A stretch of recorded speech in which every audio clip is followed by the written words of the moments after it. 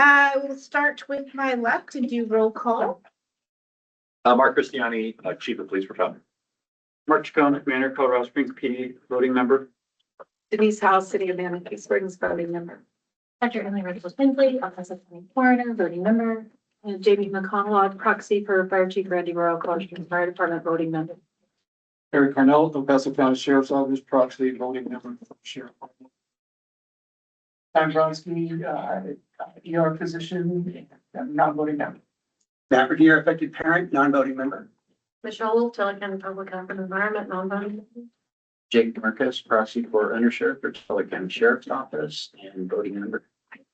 Chris Deisler, City of Woodland Park Police Department, proxy and voting member for Cripple Creek.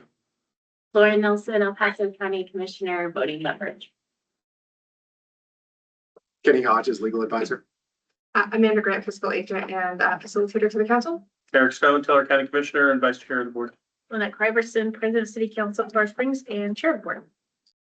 We'll move on to the consent calendar for May 26th meeting and June 26th meeting minutes for both of those. Motion to approve minutes. So Madam Chair, should I vote since I was not here on May, or should you separate those two? You can vote, if I may, Madam Chair, you can vote, but you can't make a motion, correct? Okay. Yes, sir. Thank you. All in favor? Aye. Any opposed? Moving on to staff reports. You will see in your packet that you have your regular financial report that you generally see monthly. Just brief overview to date, we've received about 28.1 million total in settlement revenue since the inception of the Opioid Abatement Council. The last number I've heard from the state that we're expected to receive over the duration of this program is close to 80 million. That number obviously is always fluid and changing as things settle out, but it's probably a little over a third of that thus far. We have $14 million in expenditures through July 31st of 2026. Most of that being in contracts and grants with our sub-awardees. 13.9 million is our ending fund balance as of the end of July. That's what's in the bank account. With 13.1 available for appropriation, that other 0.8 is what we have reserved for future administration and facilitation costs to ensure that we're able to pay for those things during the duration of this council as the revenues begin to decline. There is a second sheet that you all are seeing for the first time. This is the facilitation invoice summary sheet. That just provides you all an overview of what the hours and what has been billed so far since El Paso County took over as facilitators for the region. And so this is a high-level overview of the 3 positions that have been partially supporting the council so that you can see what's been charged. If anyone has any questions on that, I'm happy to answer those, or if at any time you all want to see additional backup information, we can provide as well. But just wanted to be open and transparent about how that is working out. Great. Are there any questions on financials?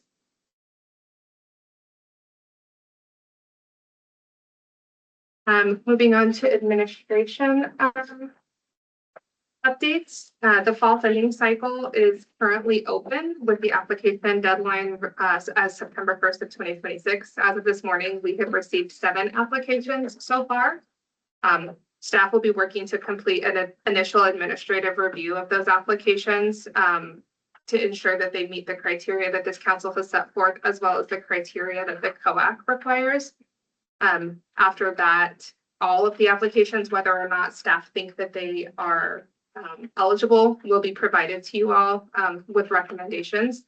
And so you'll see an executive summary similar to what we saw in the May meeting that will tell you all kind of what funding pillar they fit in and whether or not staff see any concerns with them being eligible under your strategic plan or the COAC's guidance or Exhibit E's mandates. Those we'll be reviewing in October. Our current subrecipients have been asked to provide some program updates to you all. You're going to hear from a handful of those today, and then we'll have some more presenting in September. They're providing kind of some updates on the programs that have been funded thus far and the outcomes that you all are hoping to see. As far as fiscal and contract administration goes, we continue to monitor our subrecipient agreements, the invoices and reporting requirements, making sure that all of the funding is being spent in accordance with their grant agreements or contract for services, whichever it may be, and highlighting any concerns or questions that we have to our subrecipients to make sure that we're getting all of the information you all need for your year-end report later this year. If there's any action that we think needs to be required, we'll obviously bring it to this council if we see any concerns with any of the way that the subrecipients are spending that money. And then again, we'll just continue to put the approved minutes and meeting recordings out on the Region 16 website. Those are posted on a YouTube channel. So the recording is available shortly. Generally, Nick has it up by the end of the day of the meeting, and then meeting minutes are the day following approval. Any question as far as administration updates go?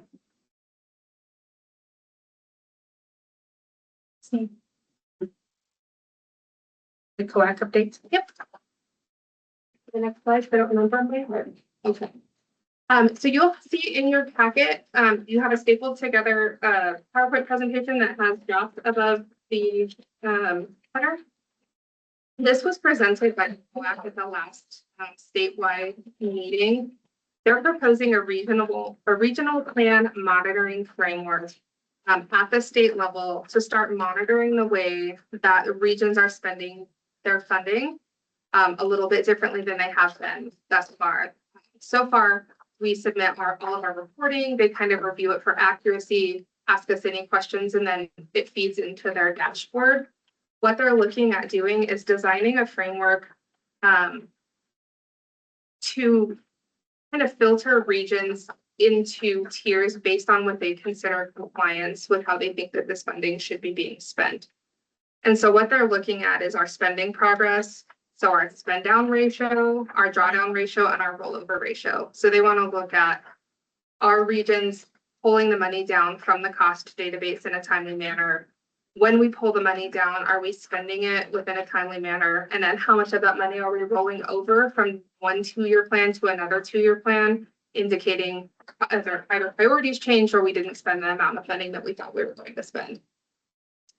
They anticipate rolling this program out in 2027 with kind of a tiered approach and looking at whether ROACs are on track, if they need some partnership and help, or if they think they need targeted support. So this is not, the way they have it set right now, it's not to be punitive, it's to provide additional support to ROACs that they think are not meeting the benchmarks that the COAC is hoping to see.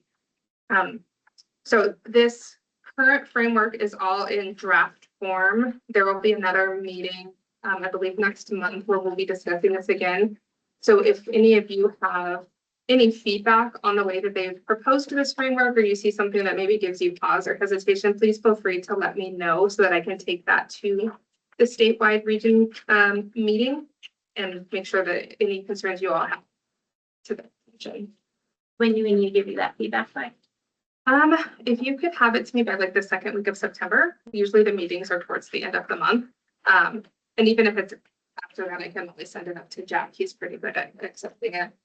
I know Kenny has looked at this a little bit and provided some feedback in the past. At this point, they're not saying that they would deny any of our funding recommendations or anything like that, or that there's any punitive action. But if that changes, I will absolutely make sure you guys are informed. Are there any questions right now on that framework? Okay. The 27-28 2-year plan that the ROACs are required to submit is due at the end of this month. Again, the plan is a bit of a interesting word that the state uses for it, because it's not really a plan in the way that we look at like the strategic planning process that we just went through. What I have to do is go into the cost database, which is their online kind of form, and just say, we think we're going to spend $2 million in prevention or $1 million in treatment. And that's what they consider their plan. So we have to kind of plug some numbers into what we think we're going to do over the next 2 years. And then we can update that plan as needed as we actually see how we're spending money. And so I anticipate bringing a draft two-year plan to you all in October, so you can see where I'm putting those funding. I'll look at what we've done historically and what we have kind of applications for and kind of plug those numbers in, knowing that those numbers will absolutely change as we start to put money into programs. Funding requests for any money that we have sitting in the cost database, they are providing 3 opportunities to pull additional funding down this year. That'll be September 15th, November 13th, and March 15th. We have about $5.3 million sitting in the cost database that would be available to pull into our El Paso County bank account if we chose to ask for that money to be pulled down in our 2-year plan. What's the requirement to pull it down? Identify a proposed use in the 2-year plan. Could it be part of what we just did with our mission and visioning? Like this is what we want to focus on. I'm just saying this as an example, youth. And we want to pull 2.5 down and give to youth prevention. That's just an example. Yep. Something like that. Absolutely, yeah. It would coincide with our 2-year plan and very similar to how we just pulled that additional $13 million down, where we put it into the buckets we thought we were going to spend money in to pull it down into our account and then continue to spend that. I think part of this framework that the state is proposing is to solidify a process around just that, looking at what we say we're going to use it for when we pull it down and then how we actually spend it. But we can absolutely pull it. At this point, there are no requirements that we spend everything we currently have pulled down before we pull anything additional down. So we could pull it down in our next 2-year plan. Would you all like to see that pull down in my draft that I bring forth in October? I'd rather have it in our bank account than theirs. Okay. Well, that's what I was gonna say, is that sitting in the state's account, it will show, it'll be the exact same amount for however long it's there. But as it drops down into our account, as we're figuring out how to allocate those funds, is that then it's under the management of El Paso County and the treasurer. And, you know, we could probably offset all of our administrative costs just from the interest gain off of that. So it makes sense to pull it down. That's correct. Yeah. Yep. Okay. I don't see any opposition to that idea, so I will make sure that that is represented in the draft that I bring to you all. They're just really dark over there. Dark. Yeah. Our calendar year 2026 expenditure reporting and plan compliance certification will happen early in 2027. The current due date is in February for our full expenditure plan. By the end of December, I have to go in and update our current plan to how we think the year is going to end. And then by February, actually go in and change it for how the year really did end. I've submitted some feedback to the COAC asking them in the future if we could do that once instead of twice. The state likes to use it for their reporting. And so it causes a little bit of double work and makes it a little bit harder for the administration piece. So you may see 2 different financial reports. One will be our best guess as of the end of December, and then the February one will show everything that actually has cleared year-end processes. And then the COAC did share additional work that they're doing on a statewide data project to try to get a statewide data and learning system with dashboards and public-facing reporting available. They have put some of the state share of funding into doing some additional data collection work. And so there is a statewide data collection committee at the state level. So if anyone would be interested in joining that, I'd be happy to put you in touch with those folks. Otherwise, I'll just continue to bring you all updates as they share them. And then again, the annual conference is September 30th in Copper Mountain. It is a 1-day conference this year. It's from like 8 a.m. to 5 p.m. So if anyone's interested in attending, let me know and I can help get you all registered. Registration's free. There's no cost to attend.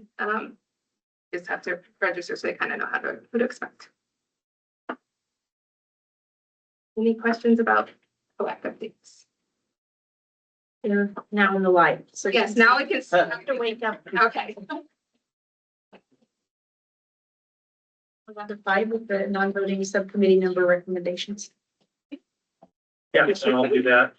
So the non-voting membership subcommittee did meet this past week. to review our current non-voting membership roster because it hasn't been looked at since this council was formed back 4 years ago.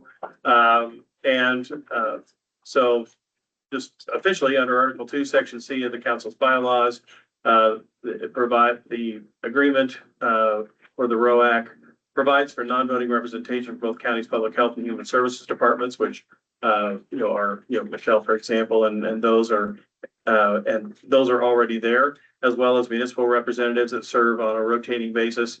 The bylaws also allow the council its discretion to appoint additional at-large non-voting members, and Matt, for example, is one of those. Dr. Bronsky has been another. And we reviewed the existing at-large and non-voting membership. And there are some individuals that we do recommend removing from the roster, either because they haven't been active in a long time or have moved away or no longer in the positions that they previously held. And I'll just go through those. Jason Jorgensen hasn't been actively participating in a very long time. David Albrecht, similarly, no longer actively participating.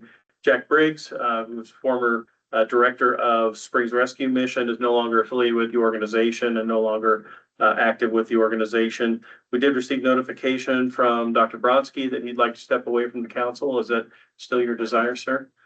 Yeah, it's not my desire, but it's a necessity that I need to resign, step All away. right, and so we do have that on here, is that he's given notice that he'll be resigning from the council, but of course your expertise and counsel are welcome at any time. And then Laura Ridenauer, she's relocated and indicated that she'll no longer be participating.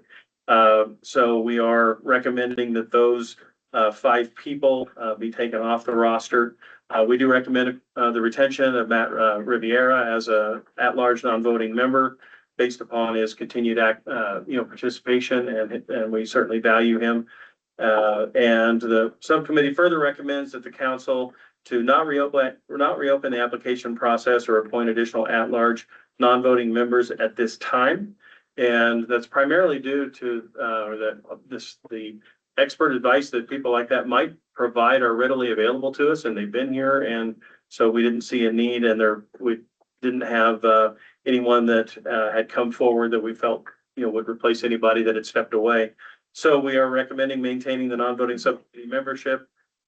Subcommittee and convening in the future only as needed when future non-voting membership matters require consideration. And that's a report from the committee. So from that, should you want to take action on that, is to remove those 5 names from our roster. And I don't know if we need to vote to retain Mr. Riviera, but he's here, but it's up to the council. If I could chime in, I believe that it would be appropriate for a block vote unless there's discussion or objection to a portion of what Commissioner Stone just went through. Speed motion, right? Yeah, so with that, I mean, I could move as the chair of that committee. I could move to remove Jason Jorgensen, David Albrecht, Jack Briggs, Stein Bronsky, Laura Ridenauer from our roster and retain Matt Riviera as an at-large member. Second. All in favor? Aye. Any opposed? There you go. Moving on to item 6, we had put Vivo 2.0 school on the agenda, but we are pulling that off of the agenda. So we will not be discussing that unless. And if I may just, I had asked that be put on the agenda just because if you remember back last spring, the director of the Vivo 2.0 schools had previously put in a request.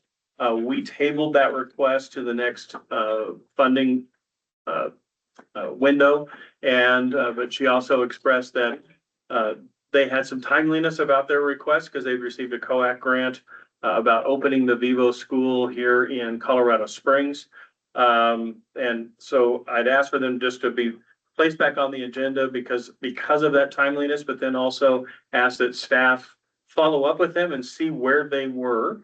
And I don't know if staff wants to report, but they reported back to us that essentially that the person that made the application is no longer with Vivo Schools. They were able to talk with some members of the administration of Vivo 2.0, and they indicated that they were delaying the opening of the school and they were unaware of the application to the council. So we've asked that it be removed from the agenda today. That's it. That's it. Any questions? Okay, we'll go to the subrecipient reports. Starting with Car Springs Police Department.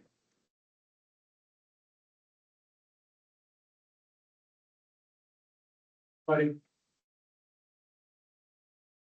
This thing is on, I'll just try to project one way or the other. For those who don't know me in the room, my name is David Shaw. I'm the supervisor for the Colorado Springs Police Department Victim Advocacy Unit. I oversee our opioid survivor family advocate program, or OSFA for short. We are very grateful for the opportunity to talk a little bit about our program today. Kind of some of the benchmarks that we've reached and kind of some future plans moving forward with this program. If we could go to the next slide.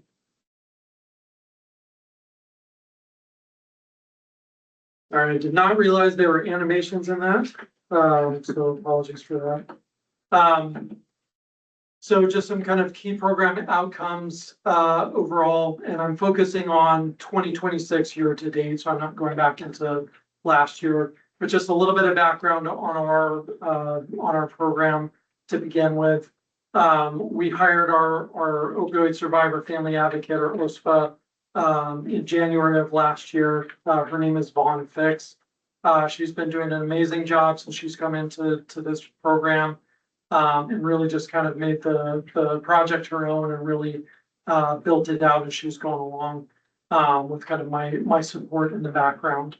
With all that, what we do as our program is we provide advocacy services to surviving family members of opioid related deaths. So opioid overdoses or accidental exposures to opioids. A lot of that is going to be fentanyl type cases. So far this year, we have provided advocacy services to 64 surviving family members, and that's from 47 separate opioid-related deaths. We continue to get more every week, unfortunately, so I'm not including the ones that we just recently received and are still working on connecting with family. But certainly this continues to be an issue in our community and one where we are grateful for the opportunity to be able to provide these types of services to surviving family members, because a lot of the supports in the way that we're providing them just don't exist in the same way that they do for other types of violent crime victims, for example, which is kind of where my unit got its foundation. One of the most powerful resources that we have, thanks to this grant, is what we call our discretionary fund. So these are funds that were earmarked in the grant to provide assistance, financial assistance to surviving family members. The big one that we've really found is the biggest need, and this was not necessarily a surprise to us, was funeral expenses. Unfortunately, the people who lose their lives to these types of incidents are absolutely folks that, they don't necessarily have a pre-planned funeral, and family is just really kind of caught between a hot rock and a hard place a lot of times when it comes to the financial needs. Not just the impact, these might be the primary breadwinner or contributing to the family finances, but just the cost of funerals these days, unfortunately, is very expensive. So we've been able to provide funds through our discretionary fund to 20 different families for whether it's direct funeral expenses or funeral-related travel expenses. If you have family members who are living outside of the area who are traveling here to make final arrangements, to kind of help make arrangements with the estate for their family members. And really what we modeled this on, so as I mentioned before, a lot of the resources that are out there don't necessarily apply to these situations. At least kind of the bread and butter resources that I'm used to as someone who's a victim advocate by trade don't really apply in these situations. There's like crime victim compensation and some of the victim assistance funds that are out there. But what we did, thankfully, a lot of that legwork had been done already. And so I was able to kind of have informational interviews as we were starting to formulate our plan for how best to utilize these funds. And I was able to meet with some of the folks from crime victim compensation and one other fund that's a statewide victim assistance program to be able to kind of figure out what best practices there are. And that's essentially how we created our system for how do we have people apply for funds? What are we looking at in terms of where we can provide that assistance? But absolutely been a game changer for us to be able to provide funeral assistance for a lot of these families because it's a huge. Next slide, please. I'll kind of highlight a de-identified case just to talk about one example of the many situations where we've been able to provide advocacy services to surviving family members. This case came to us through the El Paso County Sheriff's Office, and it was a situation in which the next of kin for the individual who died from an overdose was very young adult, so in late teens, and needing a lot of ongoing help and support. And so Vaughn was able to get in touch with him and his mom and start talking to them about the needs that they had. In particular, there was a need in terms of trying to maintain stability of their housing. And this was the situation I referenced in our numbers on the previous slide in terms of being able to help with their mortgage payment for 1 month to keep them in that stable housing situation, and also able to help pay for funeral expenses for this family as well. It's something where this young man, Vaughn's been able to connect into a lot of resources that are valuable supports, including trying to help him with who knows at the age of 18 or 19 years old, number one, what Social Security survivor benefits are to begin with, much less how to begin applying for those. And so these are the types of things that Vaughn is able to get into with surviving family members to help identify what those highest needs are and help connect them to timely and accurate resource referrals. Next slide, please. So these are some examples of some of the partnerships that we formed or agencies and organizations that we've worked with. Truly, Vaughn would be better suited to be able to talk in greater detail about how she's been able to form these partnerships. Vaughn is the type of person that she's lived in this community for decades. And we joke that when we go out in public that she's undoubtedly going to run into someone that she knows already. And if she doesn't know someone, she's going to make a friend on the spot. And so she's really taken that to heart and started to reach out to local agencies and organizations and form those partnerships. This being kind of outside of our wheelhouse in terms of, we know those resources by heart in terms of violent crime victims, but starting to identify and form those partnerships with those organizations to be able to know what resources are out there, where can we refer people and in what situations, so that we're not giving surviving family members homework when it comes to the resources that they need. We already know what some of those good referrals are going to be. Next slide, please. In terms of lessons learned and adjustments that we've made with this program, so this is our second full year of having an advocate in place for this program. And so we're really starting to kind of hit our stride, but also be able to grow the program as we go along.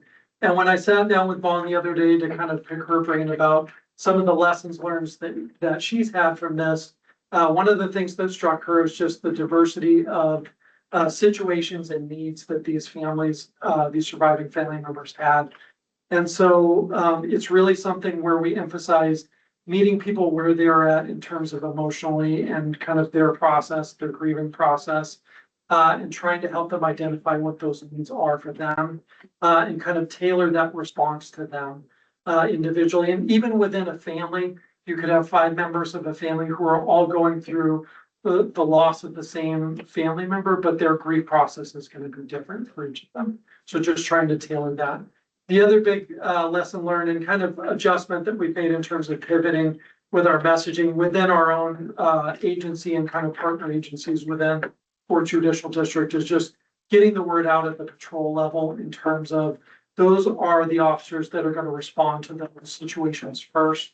And so if there is an on-scene crisis response that needs to be made, those patrol officers are the ones that can identify that and call Vaughn or whoever's on call for OSRA to be able to come out and respond in person. So that's part of the push to try and get those on-scene responses up. Next slide, please. And so these are kind of next steps in terms of sustainability plans and future needs. Really, as with any grant, we're looking for opportunities to incorporate any aspect of this program into the city budget, just to keep that sustainable over time. So that's something that we continue to do. As we're going into our second year, we're able to start expanding how we utilize volunteers. We utilize volunteers widely within our Victim Rights Act advocacy program that's been around for a couple of decades.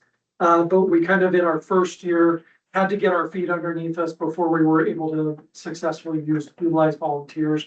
And that's something where we've garnered interest from our existing volunteer advocates to be able to start moving into working on some of these cases. And also always, of course, proactively looking for training. Vaughn has a lot of experience, but also just trying to expand, beyond what knowledge and experience she already has. So thank you all for this opportunity. I, of course, didn't start my timer before, so I don't know, I may be out of time, but if there are any questions or concerns. A quick question. How much have you spent in your discretionary? I should have looked at that number before. I will email that to the council. I could probably provide a ballpark number in terms of so far this year, but I don't want to be way off. So I would rather kind of look at that exact number. Thank you. Thank you all so much. Next, we have status code for CSI 4I.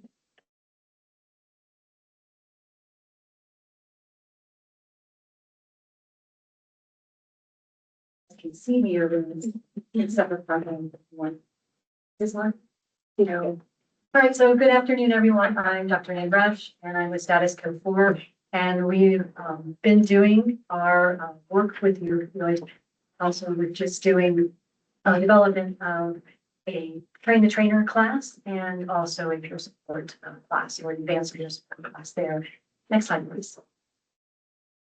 So what we had on this contract was to do 4 additional classes because this is our second contract.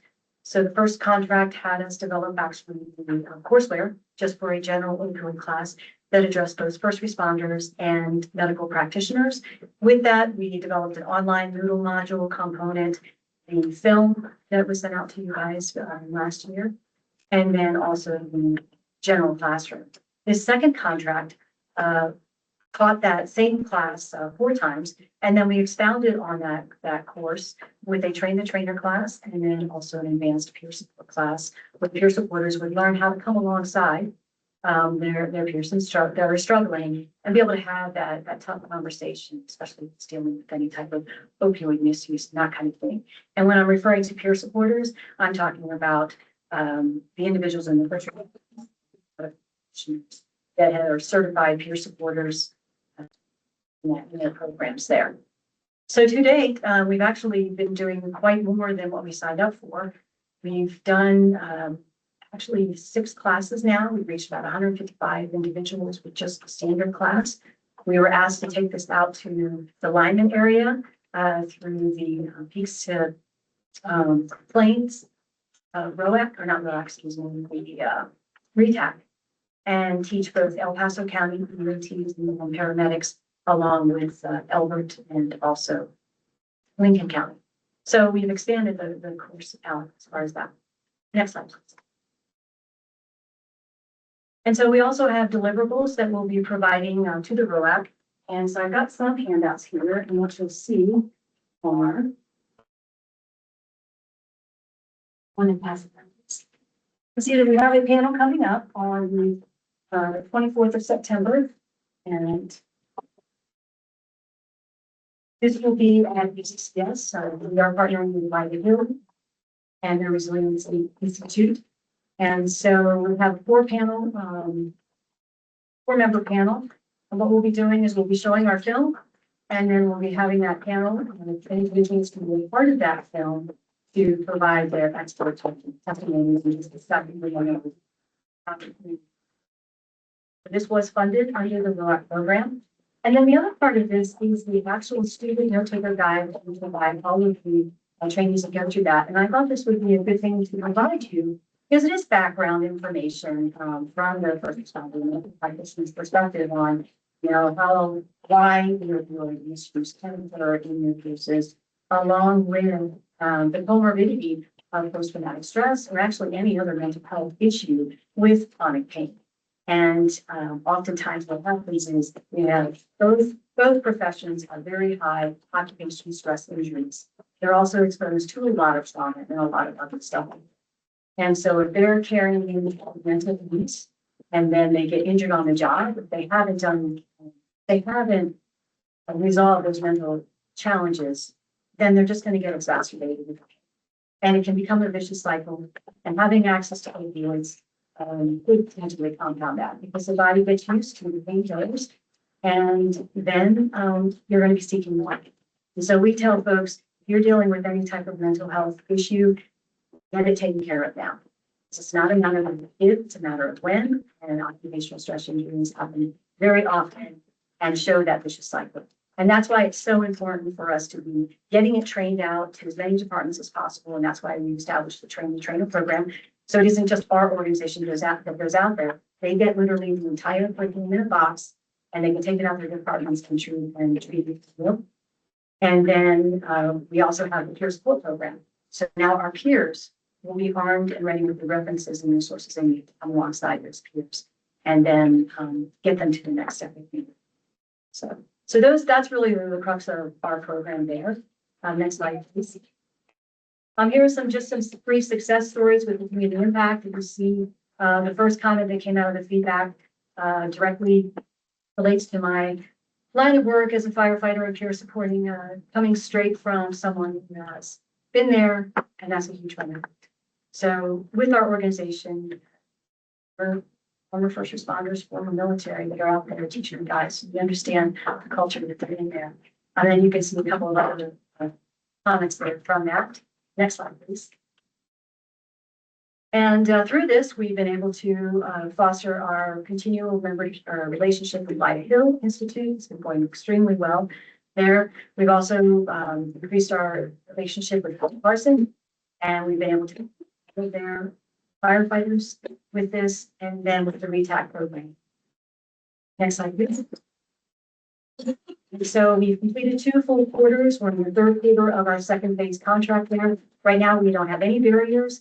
Our peer support and our pilots are, our peer support reviews and our pilot programs are working as designed, meaning they're identifying any potential pitfalls or any gaps in our curriculum and training programs, and we're getting those rectified before they go to final delivery. Next slide, please. These are some upcoming classes that we have on board. So you see that we're going to be out at UPRAD for 3 classes, and that is going to be open to the community as well, not only the UPRAD staff, EMTs and paramedics. So we'll have an opportunity to get 3 classes up there in Teller County and get exposure up there. We have the opioid panel on September 24th. So I highly encourage you all, if you have a chance to come, it's only from 9 to 11. We are requesting one of you to be kind of the opener, to kind of tell the audience the significance of the ROAC program and to kind of just a few minutes. So if you'd like to do that, I'll be here until you talk to me about that. And then the opioid train the trainer official class will be October. Next slide, please. That's all I have. Are there any questions? Yes. Maybe you said this, how much funding have you received from this council? And then you mentioned going out to some other counties as well. And so are you receiving funding from those ROAC locations? So we have not received any funding for that. That was basically the RETAC was it's Peaks to Pine, or sorry, Peaks to Plains, excuse me. I like Peaks to Pine here, anyway. But anyway, it's Peaks to Plains, and that encompasses Keller, El Paso County, Lincoln County. I want to say, which other ones? Cheyenne. Yeah, Cheyenne. So all 4 of those counties there, and we were asked to come out there and provide that. So we did that SC4I, out of our own pockets. So we can do that. So all of the extra classes that we've been doing have been outside of it, but we received 47 $4,748,000. So we've almost expended all of it. Any other questions? Thank you. Thank you.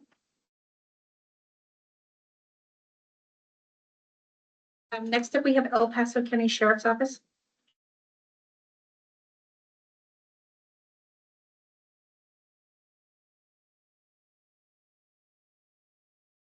Good afternoon, and thank you for giving me the opportunity to provide an update on what we've been able to accomplish.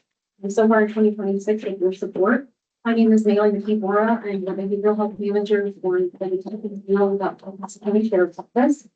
Today, I want to highlight not only the numbers associated with these grants, but what those numbers have allowed us to build inside the El Paso County Jail. Our focus has really been on creating a continuum of care, starting treatment while someone is incarcerated, engaging them in recovery, and then creating connections that continue when they return into the community. Next. So the Region 16 awarded EPSO funding through 2 different grants this year. We've been, and we really approached this as having one continuum of care. We have our MAP program, which was, we first received $126,000 this year for that. That funding allows us to maintain medications when individuals enter custody, initiate MAP when clinically appropriate, reduce withdrawal and overdose risk, and connect individuals with continued treatment in the community. The second award is just over $579,000 for recovery supports and transitions. This funding supports evidence-based substance use treatment, individual and group interventions, intensive reentry planning, and connections with community recovery resources. So while these are technically 2 separate grants, they're working towards the same goal, which is treatment, stabilization, recovery, and successful transition back into the community. Next slide.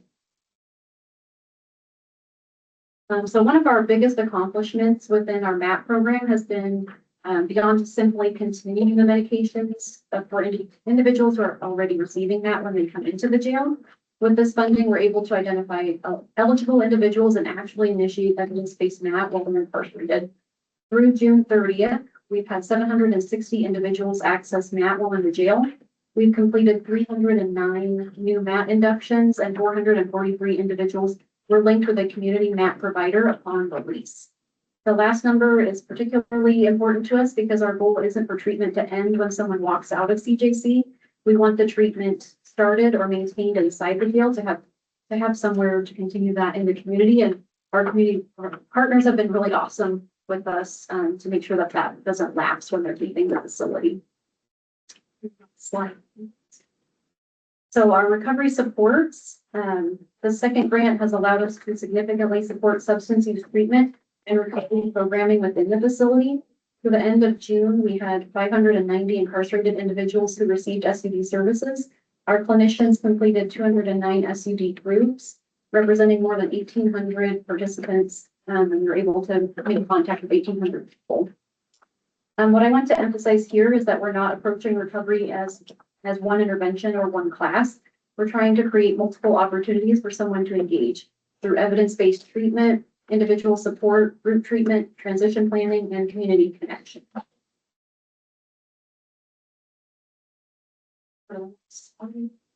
And by doing this, we have one example that we've created in the program with your funds. This innovation helped us to create the Cultivating Change program. I want to clarify the connection to opiate abatement funding because on the surface, this can seem strange that an agriculture-based program would be tied to opiate use. However, all the participants were screened to confirm a history of opiate use disorder by our clinicians prior to them enrolling in this program. Then they were provided evidence-based therapeutic programming in conjunction with activities connecting what participants were learning to recovery, behavioral health, decision-making, and meaningful change. We partnered with 4-H Youth, who developed agriculture-based educational classes and activities for the participants to complete. The youth also provided messages of encouragement and hope, encouraging them to continue trying and remaining, and reminding them that people in the community believed that they were capable of change. Importantly, just to note that the children never had direct contact with the incarcerated citizens. Our therapists facilitated all of this programming inside the wards. One story that stands out to us that was pretty powerful. We were presenting in one of the wards, and during that presentation, when we were giving them the encouraging words from the kiddos and reminding them that they have purpose and that they're worthy to go out into the community and be productive members of society. That entire ward decided to turn over all the contraband that was in that ward to the deputies. And they made us, it was really impactful for the deputies to see that as well, and to have all of that brought to them. And then that was immediate behavioral change that we were able to see in the moment and remind them that they could do that. They can do that in jail, they can do that in the community as well. Next slide. And then we wanted participants to do more than simply complete the classes. So each participating housing ward was challenged to take on what they had learned and create an agricultural themed mural. That's the winner that we have up there. The murals became a way for them to demonstrate and reinforce their learning while also working together towards something positive. We had the opportunity to bring those murals to El Paso County Fair and share the program with the community. That was particularly meaningful because the participants' work was no longer something that existed only inside the jail. Their accomplishments were being recognized positively within the same community that they will eventually return to. It gave us an opportunity to shift the narrative from simply focusing on someone's incarceration to showing what people can learn, create, and accomplish when they're given an opportunity to engage in meaningful change. For the next slide. And then rather than explain it, I thought I would show you this news.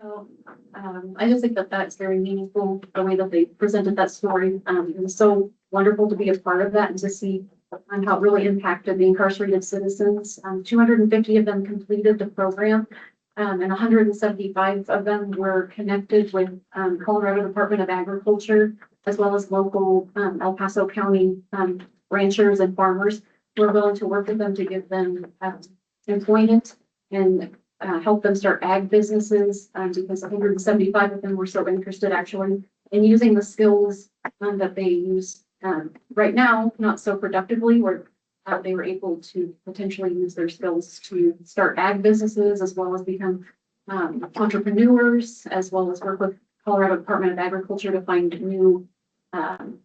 new opportunities for them outside of the life that they are used to living. So this program's been super impactful for the incarcerated citizens overall. And then One area we've been really focused on also this year is bridging that gap with recovery courts. Historically, it's very easy for treatment in custody and treatment in the community to function in separate systems. So we've been working to close that gap. When someone is involved with recovery court, they enter our facility and JVBS, we can identify them and communicate immediately with recovery court and continue addressing their behavioral health and substance use needs. When working with, we work with that court system, it's much easier for us now to trade information as well as support those incarcerated citizens that are needing that help. One outcome that we're particularly proud of this quarter is that we've been able to see 3 individuals graduate from recovery court this quarter, and we're hopeful to see a lot more in the next quarter as well. Been very committed to working with us, and it's been fantastic. And next slide. And finally, we have also had a lot of community providers come into our facility, and we bring them in with our detention specialist. And these are the community partners that come in with us weekly. The Bridge provides weekly recovery and reentry support. Serenity Recovery Connections provides weekly peer recovery support. Convergent Skills Reentry Academy provides that as well. We also have developed a strong partnership with the Other Side Academy in Denver. And we've had 155 applications submitted from inside the jail to that program. And 28 individuals just this quarter have been accepted and have already enrolled and been sent to that program and are currently there now.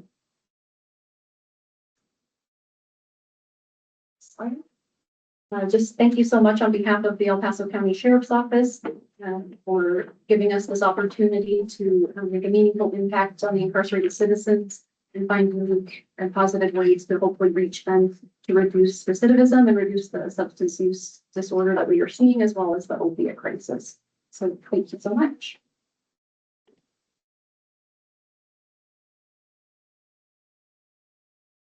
A couple of questions. One is, are you measuring how many returned people are coming through, and because that would be a number that I think we would particularly be interested, because we're trying to connect. Yeah, We want to know outcomes. right. No, that's Wait. great.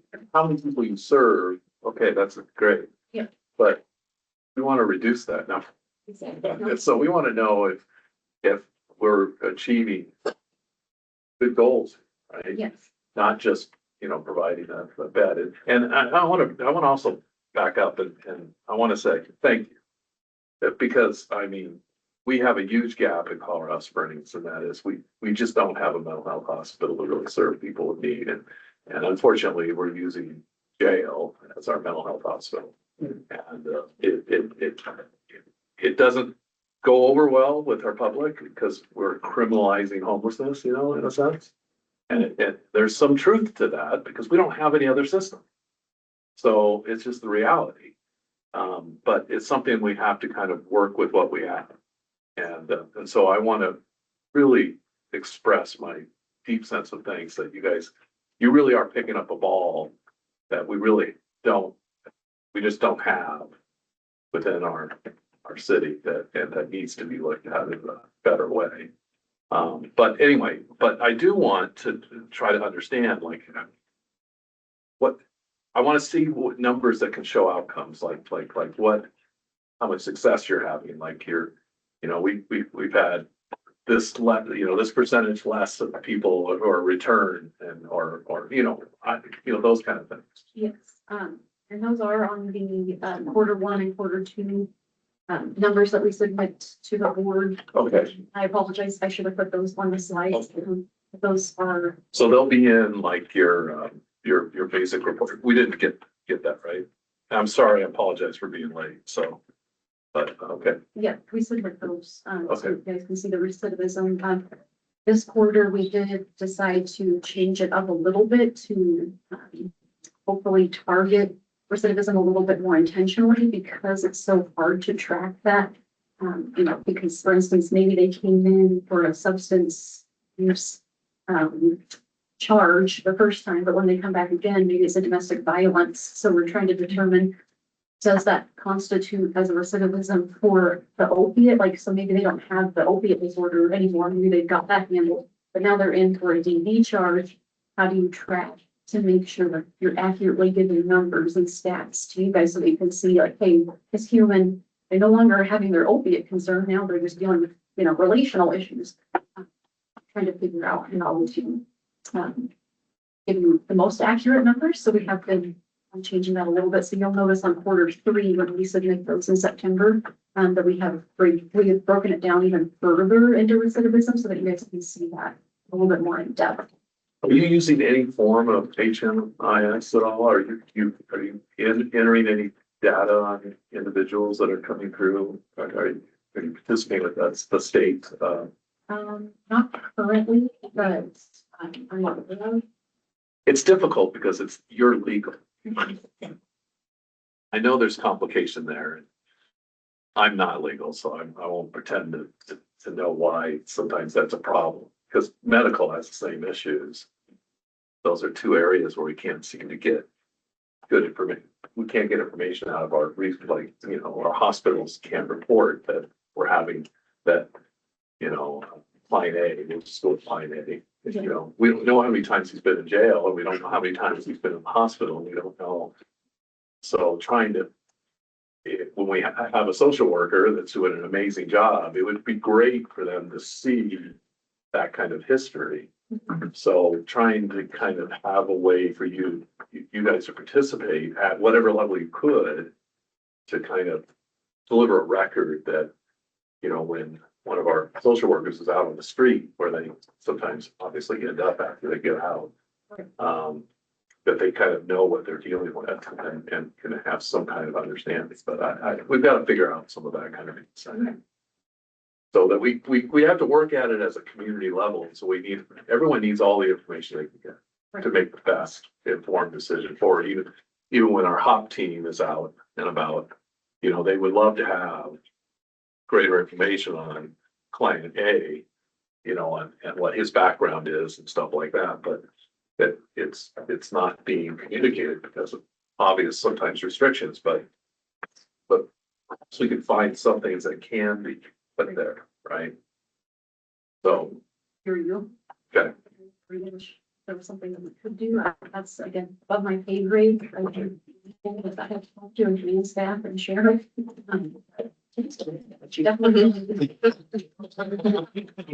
Well, I know our fire department has really leaned into it, and they're doing much more data entry into that, to where if you guys were there, you guys could have access to understanding client A, and some of those things too. It's just, we have to attack this as a community, to get better communication. All right, thank you. Thank you. Next up, we have the Full Circle program.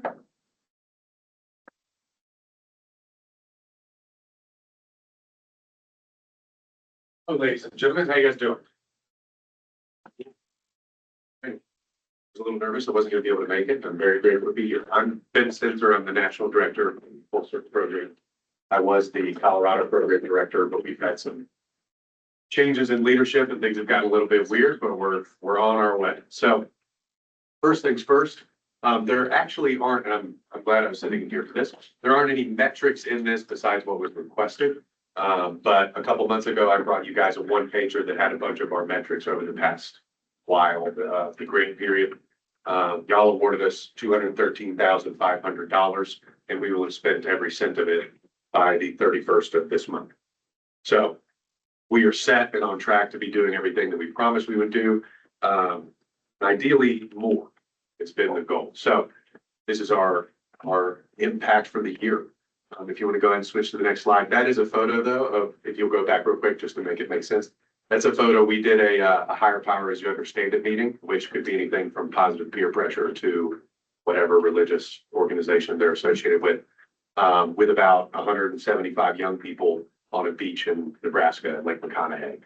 We had about 25 young people from Colorado Springs there, and it was just my favorite, honestly. So I want that to be in there. So thank you. Share that with you, but go ahead and switch to the next one. So this year, we have served 124 young people and parents and / guardians.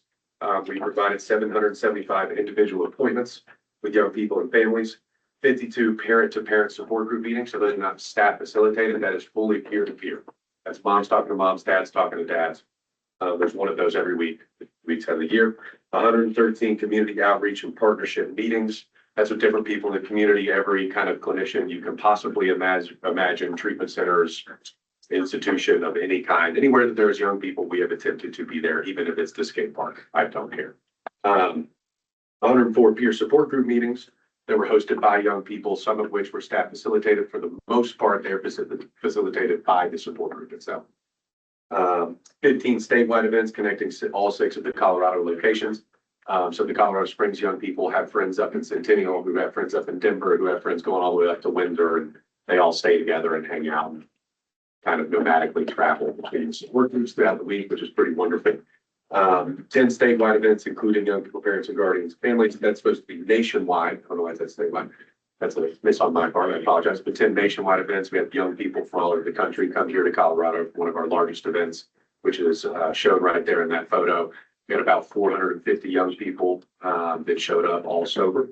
And we did a live concert and a giant rave for them. And it was alien themed, as you can tell by the 25-foot astronaut in the background. That moon did last about as long as you would think it would, with about 450 teenagers. It made it about 15 minutes after this photo, and a kid stabbed it with a pencil. It was awesome, honestly. So it was not a bummer. It was pretty epic to have a deflated moon and that astronaut. They were really protective of the astronaut for some reason, but just so you guys know. And you can go ahead and switch to the next slide, please. Oh, I'm sorry. Yes, That's my question. I was so into it. I just want to understand the numbers. But he was staring at me. Because I know you're, well, you're what? Yes, you're what? Yes, I know you're Colorado based, yes.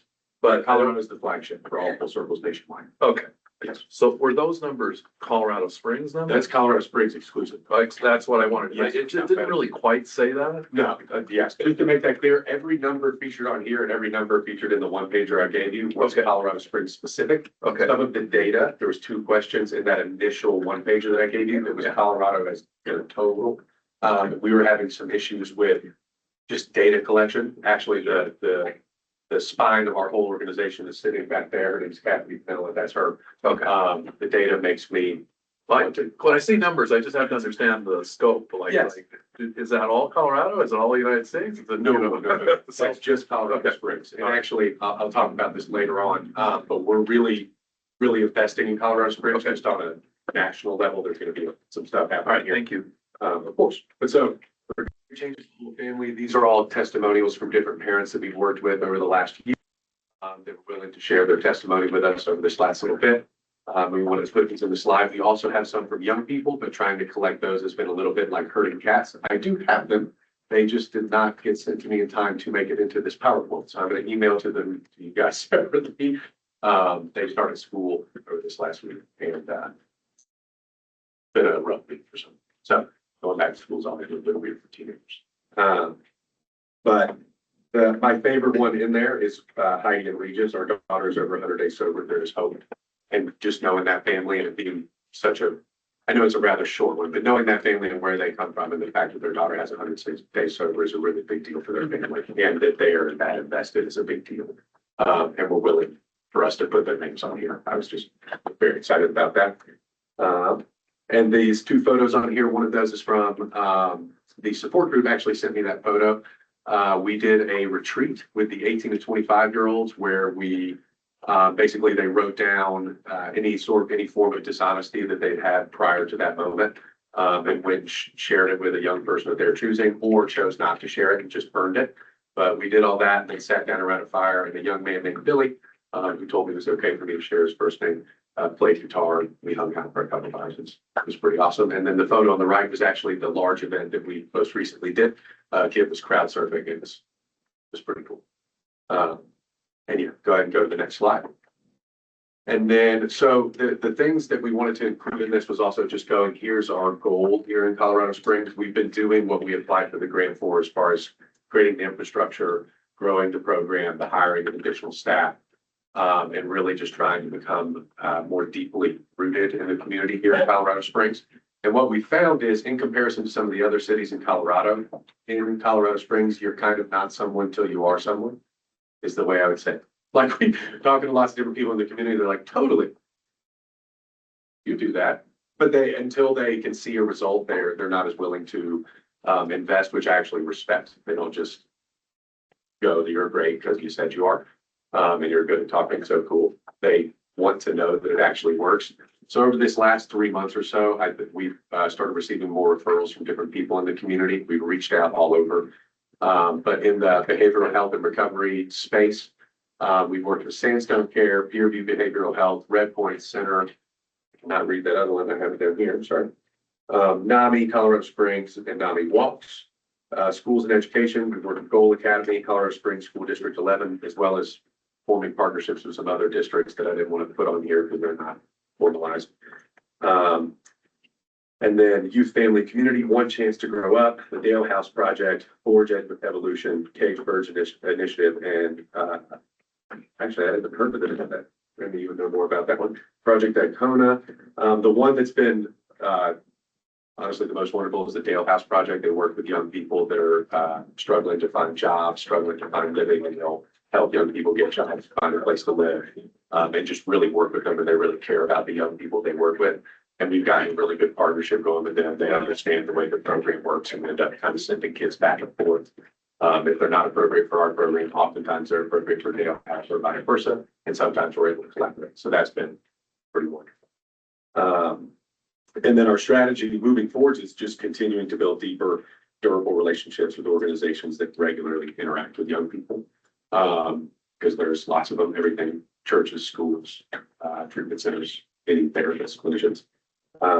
And then as far as the referral goal, I wanted to say this to you guys in person. Our goal is to double our numbers. The numbers that were just on there for Colorado Springs were attendance.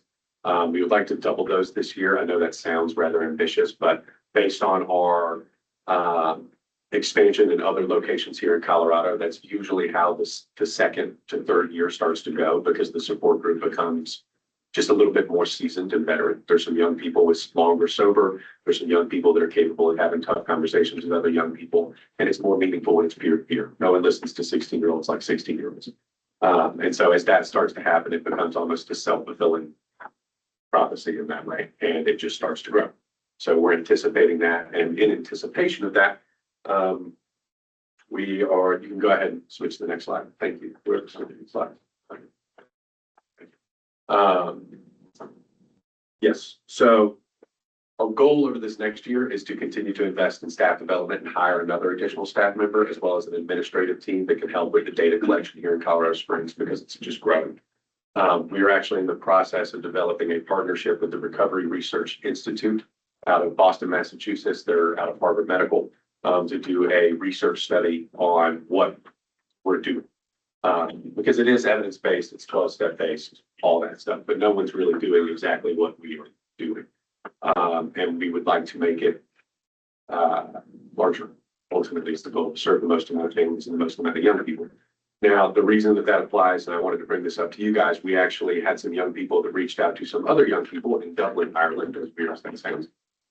They have made a connection with these two young people out there that actually came out to one of our events and spent a week and a half with the support group and totally fell in love with it. It's a 24-year-old man and a 23-year-old woman. They both have going on 2.5, 3 years sober, and they will be moving out here to Colorado Springs to be in the support group for about 9 months. We will be hiring them on as full-time interns here in Colorado Springs and begin to train them to open one in Dublin.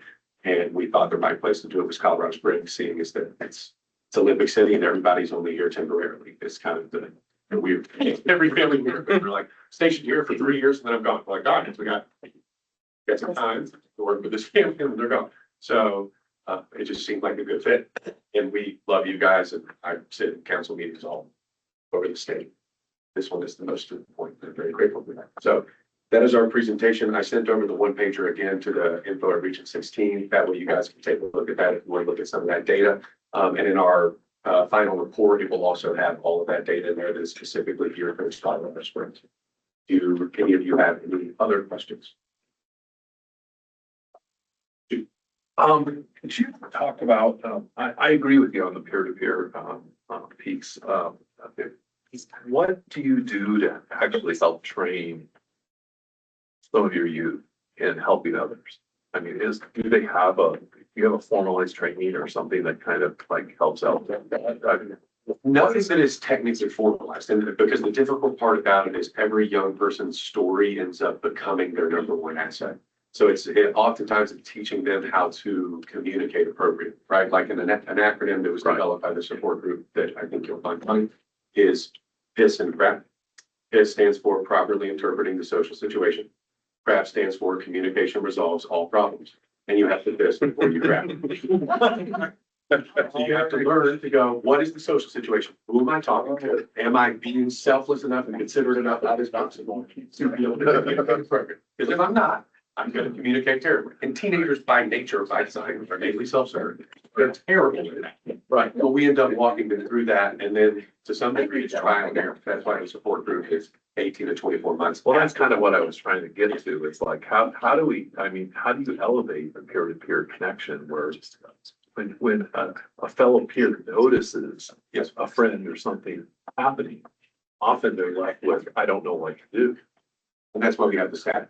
So what we walk them through is if you don't ever know what to do, you call the staff. The staff's not going to go and, in teenager terms, go and snitch on you to the other kid. Sure. The staff is going to walk you through how do you go have that conversation and hold them accountable. Okay. And you know, the other, it's actually called the bodily fluids meeting, like this as well. It's called BARF, Be a Real Friend. And they say it's all great. This is all youth stuff, so it's good. It's 13 to 17. It sticks in there. No, you're exactly right. It's either going to be meaningful or ridiculous. Yeah, It's not meaningful, but it is ridiculous. I know. Well, that's identifying with it, really. What's funny No is I idea. actually I have a parent who runs a Fortune 500 company who You know, now I does piss and crap with his staff. And his executive team. They don't remember it. And that is from the mouths of babes, a 16-year-old made that. And it's perfect. Well, I mean, that actually sounded really good. So thank you. Any other questions? Thank you. Oh, go ahead. Not a question, but just, you know, when Full Circle first came in here, I don't know, what, 18 months ago? You guys were doing something new, something exciting, that I think really resonated with the members of this board. You guys are continuing to thrive and to grow within an area that I know all of us really wanted to have an impact in. And, you know, based upon what we're seeing, you know, you guys are making an impact in Colorado Springs and in the area. I know you're expanding, you know, and trying to expand up into Teller and, you know, possibly out into some of the more rural areas, but you guys you're killing it and your acronyms are better than ours. We love it. The thing that I think makes it work is we may be steering the ship, but we're on the ship and so are the kids. It's very Robert in that way. They know exactly how much we apply for to the council, right? We tell them everything. Because to me, they're first class. They might be 16, but they might be done straight at 16. But if they can actually conceptualize that and go, no, what we're doing matters. And my story actually has an impact outside of just my family. They end up being the young people who change it. I mean, it's always been young people, right? You wind the clock back, Vietnam, every giant crisis that's ever happened, it has been young people that have been the difference. And so we're just hoping to play a part in that. So. Can you speak a little bit about your interaction with the school districts? And you mentioned partnering with some different entities, community and how that's. So the school districts, what we're trying to set up is actually what we have set up at our location in Chandler, Arizona. We serve as a referral source for every school within the district in Chandler, Arizona. And basically, if a young person gets caught at school with drugs, alcohol, they talk about having some form of suicidal ideation, some issue with non-suicidal self-injury, they're sent to us to have an initial appointment. Not a commitment, not a blood oath, nothing. And we sit down with them and they're expecting lab coats. And they get someone that looks like me.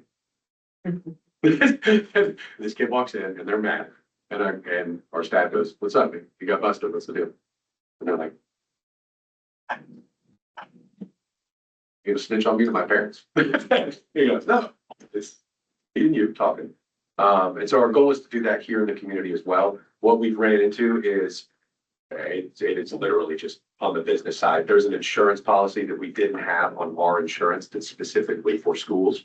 And I just took over national about 2.5 months ago, and we're in the process of fixing the whole business side. So we're gonna be taking on that insurance coverage so that we can sign on the dotted line for some of the other districts here in Colorado Springs. I have heard this exact issue with another program that is fantastic to have in schools, teaching about the Constitution, actually, and they ran into the same thing. Yes. They didn't have the right insurance. Yeah, it was, Slowed it and down. I was like, I thought we did, and it was, I was talking with the insurance agent, it was a whole thing. I initially got told we did, and then the school was like, you don't. So. So are you then connected with, like the counseling departments at specific schools, or is it at a level in the district? Currently, it's at a higher level. The goal is to get where the rubber meets the road. So for the counselors to have us as a referral source and to be able to, we can serve as a non-clinical service. Our goal is to be artfully non-clinical so that the clinicians can do what they're meant to do. Because what ends up happening is they're trying to do 5 things at once. If we can be a voice in the wilderness, saying something positive, being their friend and encouraging them from a peer perspective, and not the peer perspective of like, whatever you say goes, but from an actual place of encouragement, aligning with their family and their parents, right? The therapist, the clinician is actually able to work with them. Because what often ends up happening specifically with adolescents and young people is everyone assumes they're being honest. They're not. They're not telling you the whole story, for sure, because they're scared of getting caught, getting busted, whatever. And so what we talk a lot about is honesty. And that if you're not honest, it's the equivalent of going to the hospital and telling them you got a boo-boo on your finger, they give you a Band-Aid and tell you to leave, but you actually have a knife in your thigh and you bleed out in the parking lot. No one can help you if they don't know what's going on. So if you're willing to actually talk about that, you'd be surprised. And young people end up having conversations surrounding that with their families first, is often where it starts, and then it starts to bleed into the school system. So the hope is that we can work with those school counselors, we can impact that piece of the culture within the school system. And then it starts to become, in a perfect world, we pulled this off a couple times, not every time. But then the cool kids are the servers. So the kids that used to not, but now they're like, I've been there, done that. And teenagers don't care about right and wrong most of the time. They care about cool and not cool. So we try and make it cool. And it's pretty epic to go to a rave with 450 other young people in Crowdsurf and have photos of that on Monday at school. What'd you do to? Not at school. Sat on the couch and smoked some pot. That's right. So I hope that answers your question. Yeah, no, I appreciate that, and I appreciate, just in sharing, you mentioned families often, and because that's my next question is love that we're reaching kids. I think that's, in my mind, such a priority for this work, and yet also making sure that we're including their families, their parents. These are minors, and so having conversations with them about these hard issues. And I get not all kids come to happy, safe environments, and so you're walking that line, but at the end of the day, that they are the responsibility of those parents. Yes, and the parent support group is the backbone of the parent program. Without that, it just will not work. It actually turns into children of the poor. I mean, it's like it is, you do not, it's like, what's happening? But one kid might not listen to their mom, but they'll listen to a different one. Saying the exact same thing. But it's just because it's your mom. So, my mom is not. So it takes a village to raise a kid, and rather than trying to reinvent that wheel, we just went to Omega Village. Because you can't just go buy one. So, ultimately, without the family, it doesn't work. Like we've had staff that have 16 years that tried to do a whole league support group. No, that's not. So, I really appreciate that being a foundation. Yeah, it's the founding principle. That's great. Without my mom, I'd be in jail for sure. So, anything else? Thank you. Yeah, of course. Next, we have Austin of the Pikes Peak region.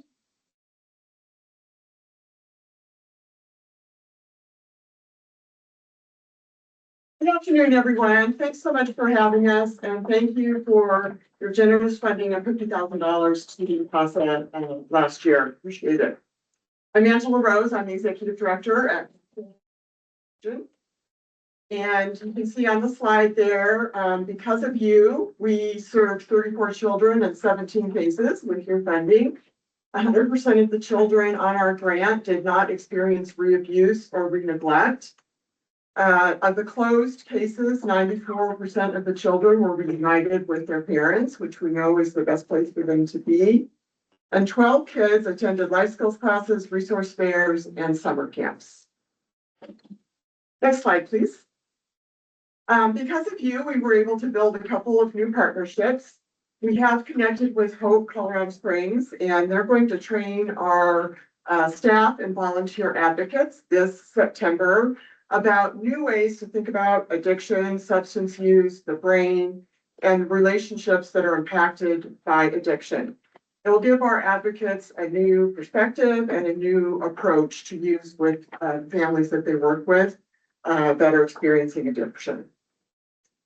Due to your generous funding recently to the Family Treatment Drug Court, yeah, if you could. Sorry, it started moving by itself. I don't know. That's okay. Nick left me. All right.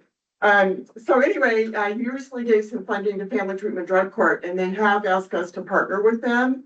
And so we are currently doing a pilot case with a CASA advocate on it with Family Treatment Drug Court. So that's, we kind of knew each other, but have formed a more solid partnership recently. Then because of you, 34 children were served, as you know, and all of those have been impacted by their substance use. So one of the things you ask us to track is what are the types of substance use that we're seeing. So you can get back to that slide. We have, there you go. You can see the numbers that were impacted by opioid use, heroin, meth, alcohol, marijuana, other. And please keep in mind, these are numbers that are reported when these families first come to us. But obviously over the life of the case, a lot of times there's other substances that we find out about. And most of the time they are using multiple substances. And then a little bit about our impact. So 7 cases representing 13 children that closed, exited the judicial system, so are, you know, on their way into a better place. And we swore in 8 new volunteer advocates for the whole program, but 17 of those folks were supported by this grant. And then some more impacts that you ask us to track would be next slide at this point. There you go. Thank you. 85% have had, these are closed cases, have had 2 placement moves or less. And of the closed cases, 92% achieve permanency within 24 months. And then we also were able to provide or help with educational advocacy, transportation assistance, early intervention for speech therapy, and also some developmental needs for a baby who was having trouble walking and also lifting their head, their arms and legs and head just were not working like they were supposed to. So we got some developmental needs in place for that baby. And then finally, this one is kind of the most heartbreaking for me, but I'm so glad that CASA was there. Our CASA volunteer on one of the cases supported by this grant was the only person who attended this child's kindergarten graduation. A success story for you. We had a case that was open for 8 months. The case opened due to mom's substance use. She was in a pretty precarious housing situation, and she was not currently did not have the ability to support her 14-year-old daughter's pretty intense medical needs. Mom was having trouble communicating with the medical providers and kind of getting everyone together. And of course, her substance use just made that worse. The CASA volunteer was able to form a positive relationship with the mom and maintain that throughout the case. The advocate worked with mom, providers, hospital staff, and was able to get everyone on the same page with this youth's care. Through our Milton Foster Children's Fund, the mom was able to get, the mom and the daughter were provided with a 1-year pass to the Botanical Gardens in Denver. The youth really is calmed and attracted to bright colors. And so the colors of the Botanical Gardens really helped her. And mom was able to get clean, and we were able to close the case and reunify the daughter and her mother. And we could really see, you know, many times after these kids are reunified, we stay on the case a little bit longer. And mom's love and affection and her new commitment to her daughter's healthcare needs we really were able to see that. So that was a good ending and a chance where we were able to put mom and daughter back together and make sure that they were well on their way. Next slide, please.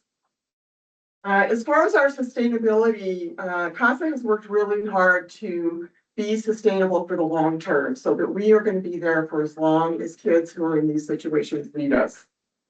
CASA has focused on, in the last several years, being very well diversified. And what this does for us is if we lose a source of funding, it's pretty easy to pivot and find that funding in one of our other revenue streams. We've been around for 37 years. We have many dedicated funders and donors. We have an excellent reputation for the good work that we do in the community. And we've made our revenue budgets for the last 8 years in a row. We have many longtime employees at CASA, particularly in our leadership ranks, which includes me at 17 years. And that also aids in our ability to be sustainable. And then next slide, please. What are our future needs? As you know, the need to support these kids who are impacted by opioids and substance use remains high. And I really believe that they need a CASA to walk by their side. Like many nonprofits, we have lost some of our funding, government funding, and the funding environment remains really challenging right now, as you all know. And so many great organizations, even in our community, are going after the same dollars. I would ask that you remember how vulnerable the children are that CASA serves and the very dire situations that they are put in with their parents because of opioid and substance use. I hope that you will remember to put these children first and give great consideration to funding CASA in this next round.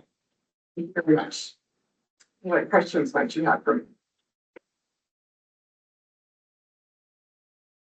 I don't see any, thank you. Okay, thank you. Next up, we have UPass Regional Health.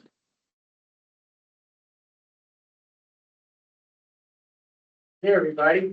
James McLaughlin. I go by Tiny, Director of Community Paramedicine with UPass Regional Health Service District. Thank you for this opportunity. I really appreciate this. I want to start by just taking a moment to recognize the violence that we had in our community yesterday and the amazing work from not only our friends from Teller County Sheriff's Office, but Woodland Park PD and all the other law enforcement agencies in the room that responded to help keep our community safe yesterday. I'm so thankful for you guys and we value the partnership and the friendship and the work that you guys do. And to that end, somebody was talking, I believe it was you was talking earlier about the decriminalization of substance use disorder and behavioral crisis. And I want to say that one of the things that I value about the partnership that we have with Teller County Sheriff's Office and with Woodland PD and with Cripple Creek PD and with State Patrol is that there really is a community-wide drive to reduce criminalization when people can be better served with greater access to healthcare services. Not every community does that. And this group does that on a daily basis. And because of that, we get to do the work that we do. So thank you guys so much for that. So I start out with a picture of my dog because I think every presentation should start out with a picture of a dog. Her name's Luna. Next slide. So a little bit about us. We're a Title 32 special district. We cover 539 square miles. We cover portions of Teller and El Paso County, as well as portions of Douglas and Park County. We provide ambulance service. We are the mobile crisis provider for all of Teller County. And we do home and community health as well, because we believe that the best way to reduce dependency on substances is addressing whole person wellness. And that's really what our program focuses on, is taking care of the whole person and supporting the whole person, but not only taking care of them, but scaffolding them with support so that they eventually find access to the services and then become empowered to access the services on their own. So we're there to scaffold them until they can walk on their own and be empowered to seek the services that they need. We do this in partnership with, next slide, please. The Teller County Mental Health Alliance, established, I believe, in 2014. It's a community-wide partnership, and I think it's one of the things that makes Teller County very unique. I've had the opportunity to share our program with people from all over the country and all over the world. And literally, one of the things I hear on a fairly regular basis is you guys have something very special here. Michelle, how many times have we had people come into our community and say those exact words? All the time. And I think it's built honestly on things like this, the Teller County Mental Health Alliance. Anyone who provides behavioral health or substance use disorder services in our community has an opportunity to join this alliance. What we haven't historically had was a way to connect people with those resources. So we knew who a good fit was for the services that a person needed, but we didn't have an organized way to do those referrals, to connect the community together, to connect the person in need with the resources that they needed, to make sure that that resource referral went through, that it was accepted, and that they got connected with the services that they need to close that loop. And so the Teller County Mental Health Alliance really has three goals. It's to reduce stigma around behavioral crisis and behavioral health in general, to increase access to services, and to support resiliency. And when I say behavioral health, I'm not just talking about mental wellness. I'm also talking about substance use disorder and alcohol use disorder as well. So, and our project really focused on hitting all three of those objectives. So our four objectives in this project were to build community connector tool. And we talked about this a little bit already, to make sure that when somebody has a need, that we can do a referral that allows that partner to receive that referral, and then we as the sending partner know that that referral was received. But it shouldn't go one way. We're the hub. It should go from hub to spoke, but it should also go from spoke to hub. They should be able to access us and request our support when needed, and we shouldn't always be the middleman, because sometimes it's none of our business what that person needs. And so it should be able to go spoke to spoke as well. And that's how we empower somebody to get access to the care that they need. And then to reduce the opioid diversion, by implementing increased accountability. So we have these giant boxes called ambulances and community paramedic vehicles, and they have narcotics in them. No secret. And they were going around, and the federal oversight of narcotics and ambulances until very recently was a joke. There was not much in the way of federal guidance on how you keep, there were guidance rules, but they didn't apply to the work that we did. And so when we applied for this grant funding, there was literally no federal regulation that said this is how ambulances specifically and how emergency vehicles specifically should store narcotics. And that should scare you, because my friend Ann Rush here talked about how when you don't have good accountability for narcotics, and you have somebody who's exposed to trauma on a regular basis, and you give them easy access to narcotics with absolutely no control, that is a recipe for disaster. And in the 30 years that I've been doing this job, I've seen it take many, many good people in our community. Many good providers have succumbed to substance use disorder. And when I heard her tell that story, when I watched that video, when I participated in the making of that video, I rebuked myself. Because I'm a leader of an organization that had done nothing but the minimum to secure our narcotics. And that was a shame on us. We should do better. And so our second objective addressed that. The third objective is to establish a Teller County-wide data dashboard. This is ambitious. This is extremely ambitious. And now, as I've been working with your data dashboard team, it's expanding. Because why limit it to the borders of Teller County? The problem doesn't stop at the Teller County border. It doesn't stop at the El Paso County border. We need to be able to communicate with each other, work with each other, and collaborate with each other to understand the fullness of the problem, so that we can support the person in crisis and to support the person struggling and the community struggling with substance use disorder. And then the last one is, our last objective is to make the project sustainable. It'll be great if we can build all this, but if it goes away because we don't have sustainable funding for it, or we keep coming back to you guys and asking for more money, that's not fiscally responsible. So those are our four objectives. Next slide. And so the first one, community connector tool. So we signed a contract with Gelada. We put together a workforce. We were pretty sure, I'll be honest with you, completely transparent. We were pretty sure we were gonna go with Gelada because our partners in El Paso County and at Colorado Springs Fire Department used Gelada already.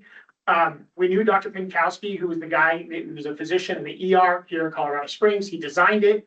We looked at other products, Rainbow, some other things out there, but we brought a task force together and we had what, 2 months of discussion around it?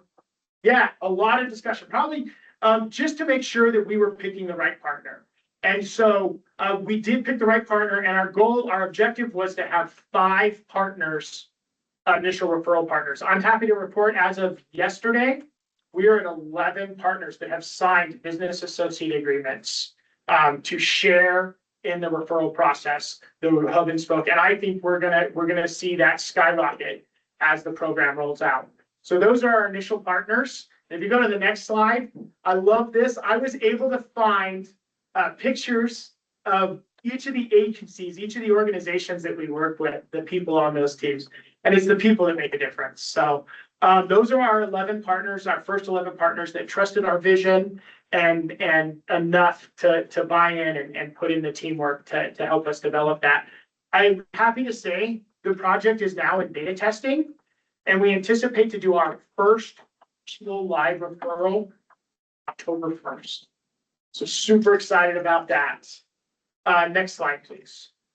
And this is what the referral product looks like. I know it's kind of hard to see on the screen. If anybody would like to take, this is our testing environment, so I'm not sharing real patient information, but it is a very straightforward way to answer a couple of questions and send out a referral. So anybody can do it, because if you make it hard, if you make it cumbersome, if you make it difficult, people just won't use it. And so this product is extremely intuitive and it works well. Next. So I don't want to just Pollyanna everything. I want to be very truthful, transparent, honest. One of the things that you'll see in all my presentations is I also say not only what went well, but where we could have done better or where we can do better. And I wish we would have started mapping out the workflow while we were trying to pick out the vendor. If we just started mapping out that workflow ahead of time, we'd be so much further along than we are now. I was hoping that we'd be live and doing referrals already. I'm disappointed to say that we're not, but we will be soon. But man, I would love to show you some numbers today. And that's because we were slow on our rollout initially. And then spending more time. We had a great partner in the city of Colorado Springs that was using the product every single day. I wish I would have picked up the phone and called and said, "Hey, Chief McCullough, how you doing? Can we come on by and kick the tires of your product?" And I think we would have had a better understanding of what that product would have looked like for us had we done that. And then set minimum viable goals earlier. So there's a minimum viable product. This is the go live date. And we didn't quite understand what we didn't understand. So our minimally viable product statement of work was a little bit lacking. Anybody who's ever done IT work probably gets that. I've never done IT work. I'm not an IT expert. But so it took us longer to get where we needed to go. And so that was a bit frustrating. And then honestly, we've leaned into the discomfort though. We realized the mistakes that we made and we're sharing them with the group because we want people to learn from the things that didn't go well. Things are going extremely well, but we could have been further along had we leaned into the discomfort a little bit more, a little bit sooner. So next slide. So our opioid diversion avoidance program is the next one. So interestingly enough, we came out with this project. We got accepted to take this project on. And then immediately, shortly afterwards, the DEA put out their new standards. And so every EMS agency across the country was kind of struggling to figure out how they were going to meet the new standards. And we didn't want to meet the new standards. We wanted to exceed the new standards. So next slide. So what does that look like for us? We went with a 3-layered system. So we have cameras around all of our facilities where we store narcotics. That's our outer layer. We have perimeter security around all of our systems that allow for real-time tracking of access to any of our narcotic spaces. Next. We also received, right around the same time, we received a grant from OHI, from the Office of E-Health Information. One of the things we struggle with in bringing technology to our remote communities is that we don't have cellular service everywhere. Trees, as it turns out, is a terrible conductor of cellular signals. So we went ahead and actually adopted this technology out of Australia called HIFA and mesh units. So you see on top of the vehicle, you see that little thing that looks like a little white top. And that's actually a HIFA mesh unit. And what it does is it receives a satellite signal and then transmits it out to a little orange box that goes with us. So we can be a quarter mile away from our vehicle, and this orange box actually creates a Wi-Fi signal that connects to our cardiac monitors, to our devices. So if we're doing a medication-assisted treatment intervention, if we're doing a treatment-in-place intervention or any of that stuff, we actually are able to connect to all of our devices. We're also able to look at the patient's contexture, which is their health information exchange, to see what treatments they're receiving, who their primary care provider is, and actually connect with their primary care providers to make sure that the treatment plan that we're engaging in with them aligns with their overall treatment plan. Also, and that wasn't paid for with this grant, that was another grant, but it allowed us to think outside the box to create our middle layer. And our middle layer is safes. Safes that actually have two options for feedback. First of all, most EMS providers, you'll see we normally carry, and of course you can tell we're management, we sit at desks, because none of my EMS folks in here right now have their name tags. But we carry NMSIS compliant name tags that meet the national standard. And those have standardized RFIDs inside them. And so all of our safes connect with our standardized RFIDs. So when somebody accesses a narcotic safe in our organization, we know exactly who it was and what time they captured it, and smile because you're on candid camera. We do that not because we don't trust our people. We do that because we don't want to set them up for failure. So that's our middle layer. And then every single one of our narcotics in our main station is stored in a separate safe. So we know who not only accessed narcotics, but we know exactly what narcotic they accessed. And that's opioids or any of our other narcotics, any of our other controlled substances. Next. And then our final layer, again, is our inside layer. And that is each one of our narcotic systems is stored inside a little lime green pack. And that lime green pack is tracked in real time. Next. Thank you so much. By our first due tracking system. So I can look at any of our narcotics that we did from the time we receive a narcotic from the manufacturer or from the pharmacy to the time that end of life for that narcotic is tracked. We can track in real time exactly where that narcotic is to the exact hundreds of a foot. And that is real high level accountability. And we know who accessed it, who had access to it, and when they had access to it. And we can back that up with video surveillance. So 3-layer protection there. And again, this is all about keeping our providers safe. Next, and the community safe, right? Because we don't want the community to access these either. And so lessons learned. Boy, 21 CFR part 1300 to 1307. Those are the DEA rules around controlled substances. They're very hard to write policies around.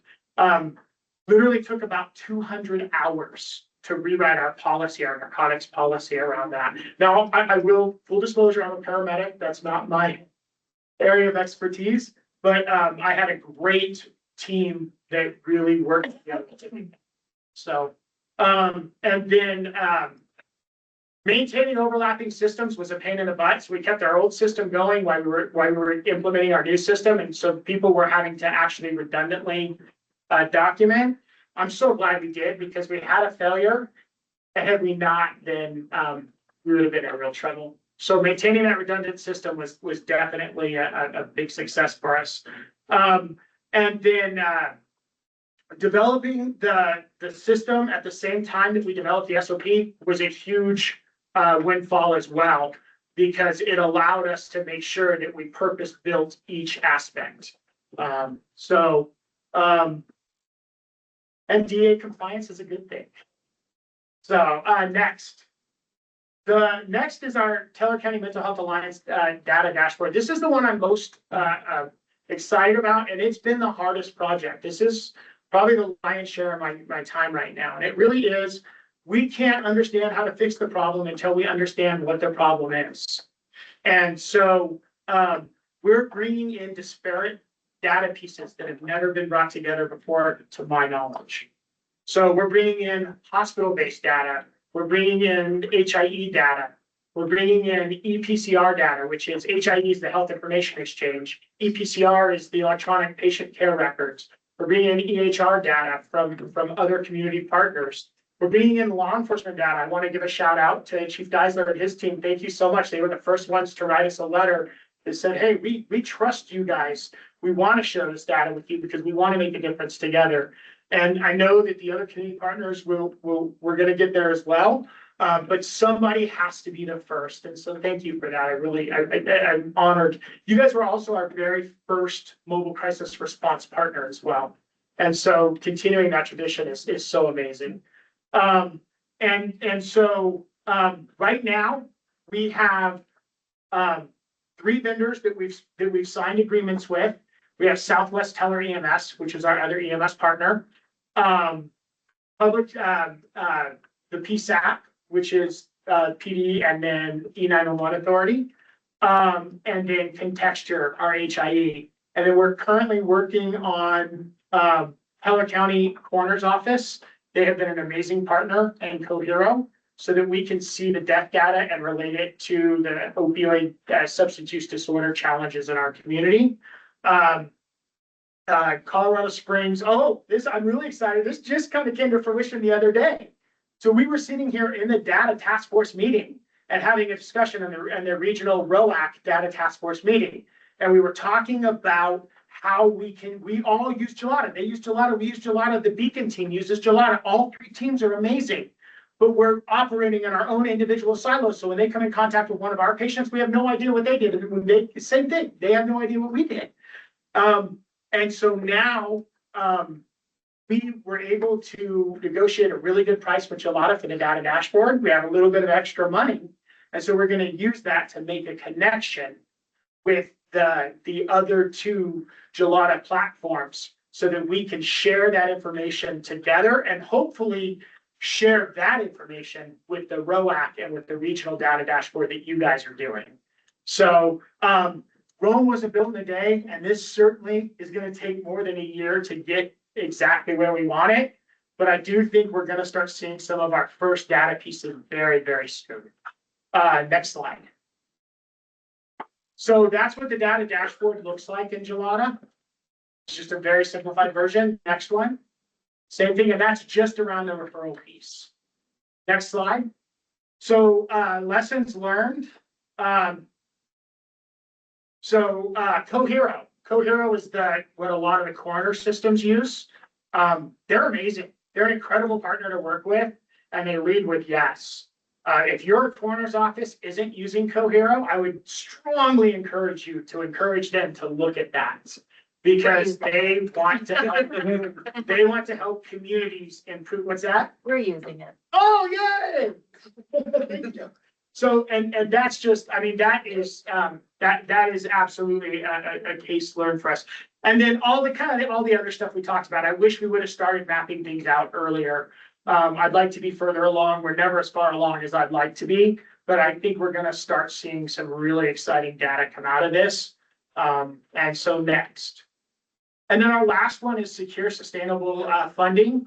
So we are looking at right now, Butte Pass Regional Health Service District has a not-for-profit wing, and we're looking at having them become the fiscal agent for the Teller County Mental Health Alliance. We're also looking at other options. We have 8 agencies that have already signed letters of intent that are willing to pay. At least they're not, the rubber hasn't met the road yet, but in principle, they're willing to pay to be a member of that. And in return, we have to make sure that we're adding value in the data that we share and the ability to make community connections. So I don't have a lot of the same deliverables that some of the other amazing projects today have. I don't have a number of patients that we've done referrals for yet or any of that. Everything is conceptual at this point, and it's all around building the ship first. And I'm hoping over the next year and years after that, the return on investment for the ROAC would be absolutely incredible and will help steer some of the work that you guys are doing. That's my goal. Thank you guys so much. I know I went over, I'm sorry.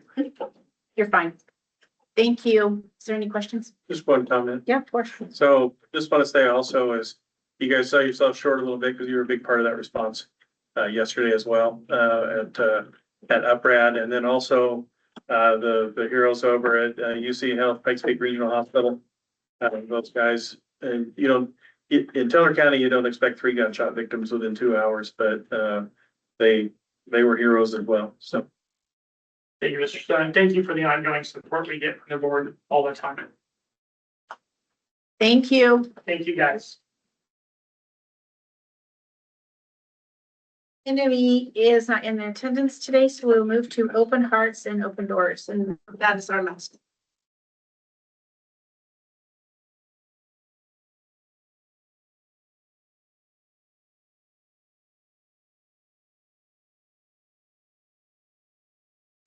Vice Chair, members of the council, everybody else, good afternoon. I'm Stanley Conley. I'm with Open Hearts and Open Doors as the director. And I would just like to thank this council for helping us at Open Hearts and Open Doors turn the resources that you have given us into housing, recovery support, transition, family stability, and better long-term outcomes. And in fact, you've helped us make the leap from being sober living to what we like to term as recovery-oriented, transitional, and life advancement programs. It's just way more than just a sober living environment. So today I'd like to share what this investment's made possible, what we've learned, and what's needed next. Next slide. Open Hearts and Open Doors does provide a continuum, not just a single service. People can enter in from detox, treatment, incarceration, or even off the street. And the housing creates the first base, the level of stability. And from there, participants can rebuild their employment, their health, dental, vision, relationships, get reestablished and rebuilt, and just being accountable during this whole process. And then move on to the next step. Program, and this helps keep people connected into recovery while they practice greater independence. And that's something that we've really been working on is the next step program. We've instituted a men's sober living home in Cripple Creek and invested in a duplex and converted that into basically a 5-plex with two-bedroom apartments, a 3-bedroom apartment, single efficiency unit, using those to benefit mostly families with children, single parents with children, things like that. Next slide. The numbers showing this are we are producing measurable stability and not simply service contacts. We're moving forward, building lives back. So far, since our inception to a little over 3 years ago, we've served 74 people and maintained an 82% long-term sobriety success rate, which is pretty good in this industry, 82%. And we do, we're a small organization in a small community in the rural area of Teller County, but we do still monitor and even the people that leave on questionable terms, they still will talk to us and let us know how they're doing and fill out the wellness wheel to verify that they're on the growth path, whatever way that looks for their path that they're on. We do keep track of employment, and 91% of the people that participate in our program at Open Hearts and Open Doors are employed, and there are a few that are above retirement age, and they don't need to be employed, but also along with that, 6 different families that have been involved with the Department of Health and Human Services. We've helped them to achieve reunification. We've also opened those 2 next step transition homes and helped 10 different participants this quarter obtain essential identification documents. Next slide. Yeah, so this is the short video of the work being done in the duplex and now 5-plex. Just a lot involved with that. We've gotten help with the Cripple Creek and Victor School District, RU1. They've got a construction trades program there, and they help with that. Send students over, as well as they've got the Pioneers in Public Service that helps to fund some of that, the remodeling. The next slide is up there already. So yeah, so the community impact of Open Hearts and Open Doors extends far beyond just the walls of the sober living homes. In fact, each week, Open Hearts and Open Doors supports roughly 60 incarcerated individuals through recovery groups. It's 2 facilities, 2 state-run facilities in Canyon City, as well as United States Penitentiary down in Florence, Colorado. We also have a community meal every Friday, and that community gathering serves at least 19 adults. It's usually up to about 25, 30 adults and about 10 children each week. So anywhere from 30 to 45, 50 people come in for the meal, and also some recovery support as they're there. And then we also provide transportation connections each month to detox or rehabilitation centers outside of our county, which is an important rural access gap, getting people to rehab or other detoxing. Next slide. Representative success pathway begins with safe housing, which the ability of participant can replace identification, address their health needs, find work, and rebuild family relationships. That project can lead to successful probation completion, family reunification, volunteerism, and leadership within the recovery community. Protect confidentiality. I'm not going to give any specifics, but we do have, I guess, saying we keep track of people leave on good terms. We got one guy that left after he got out of 30-day rehab, spent a couple months with us, and he's up in Alaska on a fishing boat having the time of his life, kind of thing. And so just rebuilding lives and things like that. Next slide, please. Partnerships, yes, many strong partnerships. The Region 16 funding has strengthened our ability to coordinate with recovery providers, workforce partners, justice system partners, churches, donors, and local nonprofits as well. And these relationships do shorten the distance between the need and the solution. They also create continuity when someone moves from their incarceration to detox or treatment in a sober living, and then into one of the independent housing. Next slide. Yeah, so the lessons learned, especially being in a rural area, these barriers require practical and flexible adaptations. Just simple things like weekly trips to go down and get documentation for people, or prescriptions. Telehealth does increase availability, but it doesn't work as well with other people as it does with some people. So it has to be a hands-on navigation, and that remains very important. Same thing with pharmacy distance. It's, the closest pharmacy is in Woodland Park. And so from Southern Teller County, that's a good half hour, 45-minute trip one way to go down and pick up people's medication and things. And And so that affects also the MAT, medically assisted treatment portion of that, to make sure that people have their medication on time and that they get what they need. And what it turns is we really have to be flexible and not a one size fits all approach. We have to deal with each individual individually. It's not just a one size fits all. Next, please. So sustainability is an important part for us, and as a newer nonprofit, I'm learning a lot and figuring some of this stuff out and learning how a nonprofit's supposed to work. And so we're planning on combining the settlement funding from Region 16 with other funding from foundations, churches, private donors, the resident rent that they pay, and in-kind support as well, whether that's a lot of people donate clothing and other goods that really help with the costs of getting people back on their feet. Currently, we're estimating the cost for each resident at about $4,700 per client served, which is modest when you compare that to repeated use of crisis, medical, judicial, and homeless systems.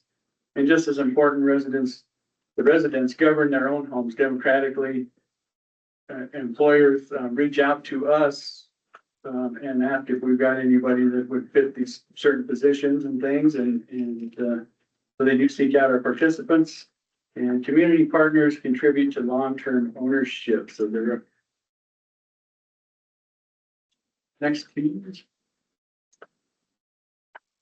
So the future need is clear. We need to protect the housing continuity, expand peer capacity, which I was really hoping for a better outlook on peer-to-peer coaches being developed through our organization.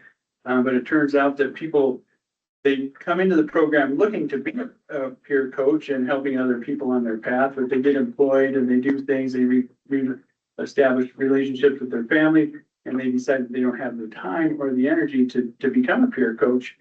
And so we're reaching outside of our organization, trying to find other peer coaches to be able to do that. And Serenity Recovery Connections has offered to host a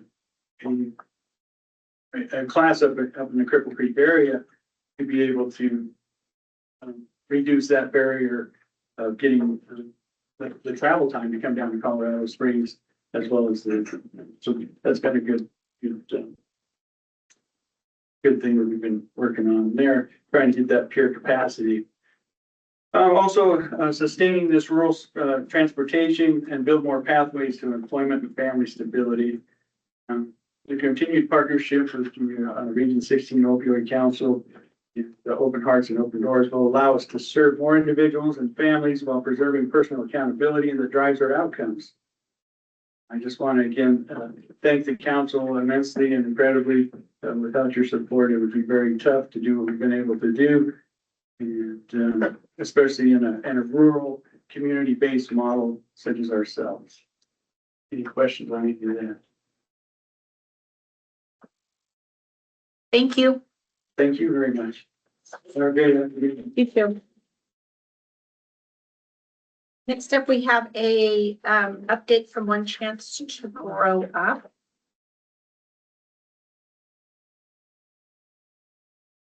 Good afternoon. Hi, Allison. Thanks for hanging with us.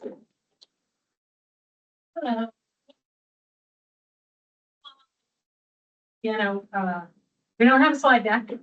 We don't have a whole bunch of metrics, but we have some data. But what we do have today is a show and tell.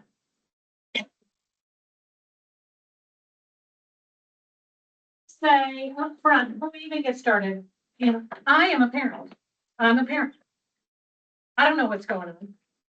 I think smoke shops are rolling papers and bongs or something. So, I fear that most parents might think the same. So I went shopping yesterday. And this is what I bought right here in Colorado Springs. And I wanted to share some of it with you all in a moment. But first. So when you say share, Where's the brownies? Alice? Oh, that's so old fashioned. That's so old Are fashioned. you saying I'm old? Okay. All of this, it seems. I did not do that.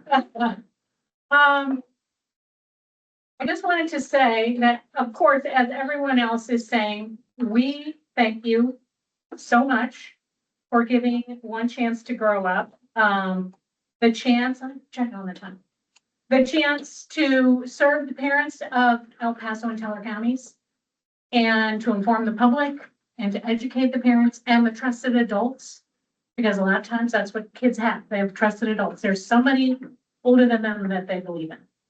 And our chance to inform them and educate those trusted adults, we believe makes a real difference in upstream primary prevention.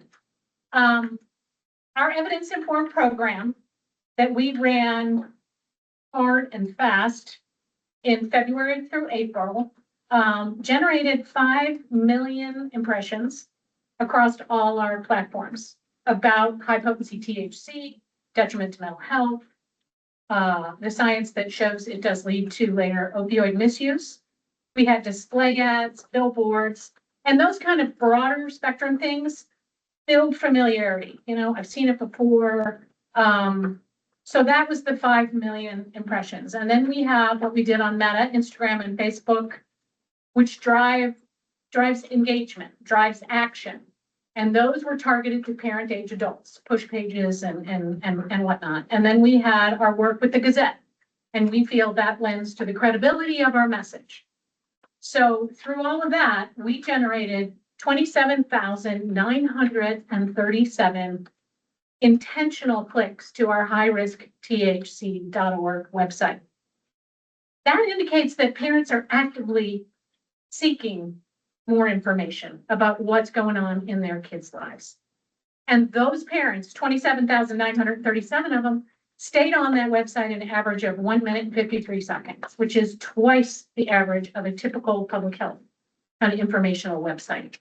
So they were learning, they were engaged, they stayed on, they learned more. Spanish language households were ready to engage. We had equal reach to them, but they responded 3 times as intentionally or 3 times as much as the overall average. So they are hungry for information, and we were happy to have served them, and we look forward to doing more of that in hopefully our next go round. And then we also learned that most parents are learning via their mobile devices. I mean, who knew these things? You can tell whether someone is looking at the information this way or this way. This way typically means mobile. This way means maybe a desktop or a laptop computer. So that was interesting. So kind of gearing the next things we do to that format seems to be really important. And in August and September, running right now, we have the same public awareness campaign going for kind of a back to school effort with funds that were extended for us from the grant, and we appreciate that. The billboards went up on August 3rd and they run through August 31st. And the social media and all of that part of it, the electronic part of it began last Friday and will run through September 15th. So we know that more parents will engage on that. And lastly, we're now also this week launching an Air Force Academy kind of outreach on their social media and on their website. And we just feel like it's just another batch of parents that we can reach. So that is launching this week if you happen to be tuned into any of their information. Whitney would like to speak about the community engagement, the education, all the people she's spoken to one-on-one, and all her success. Well, so I was contracted to do 8 in-person events during the course of the first year of the grant. We have completed 13 in-person educational events with about 15 more to go. I have personally trained over 700 people in person, including school resource officers, teachers, parents and trusted adults. And so if you think about how many people they're in contact with in the schools and in their communities, it's, you can multiply that by exponentially. It's a guesstimate. It's not an exact number that we know that we're reaching, but if you imagine a school resource officer touches the lives of probably 1,000 students and parents in the course of their interactions. And we will be present at 6:30 in the morning at America the Beautiful Park this Saturday for the YMCA 5K race. It's sponsored by D11 schools, and are expecting a lot of outreach to parents and trusted adults there. And we have, we're doing 3 other 5K races in conjunction with YMCA in the fall. The names of which are slipping my mind, but in October, November, December, we're doing their turkey trot and jingle jog and spooky something or other. So we are very, very busy and reaching lots of people in the community. We're developing a very strong partnership with SAD, which is Students Against Destructive Decisions. I'll be one of the members on a panel of people on September 11th to educate the community. And yeah, we've done 4 webinars so far this summer. 3 have been completed. Our 4th will be this Friday. Any questions? Well, now it's time for the. There was one question. Oh, I'm sorry. Not a question, but a comment, but before I became a commissioner, I spent 20 years in digital marketing, and back when I quit doing that 5 years ago, a minute 53 on site is an eternity. So whatever pages that they're landing on have to be compelling, and they have to be providing what they're looking for. Cause just that stat right there tells me that, that not only you're bringing them in, but you're grabbing them, you're delivering information, because that's a tremendous number. It doesn't sound like it, but I know it's a tremendous number. Thank you. And the booklets I just handed you are an example of the types of educational materials that we provide both in Spanish and English. We have educational posters, stickers, lots of different ways to help counselors and psychologists and the like get information out to parents and trusted adults. We continue to show the same metrics in our pre and post assessments, that we provide a QR code at the beginning of my presentation that does a pre-assessment on their phones. And we gather what they know coming into the presentation, and a post-assessment with a second QR code at the end of the presentation. And it's the same information. They have no idea how strong it is today, which it was 4% as nature intended in the 80s and 90s, and now it's 15% and above. And THC, that is. And the other metric that we're continuing to find is that they have no idea how the marijuana industry is helping to deceive, helping children to deceive school resource officers and teachers by providing vape pens in the shapes of school supplies, highlighters, flash drives. It looks just like anything you would see in a pencil case.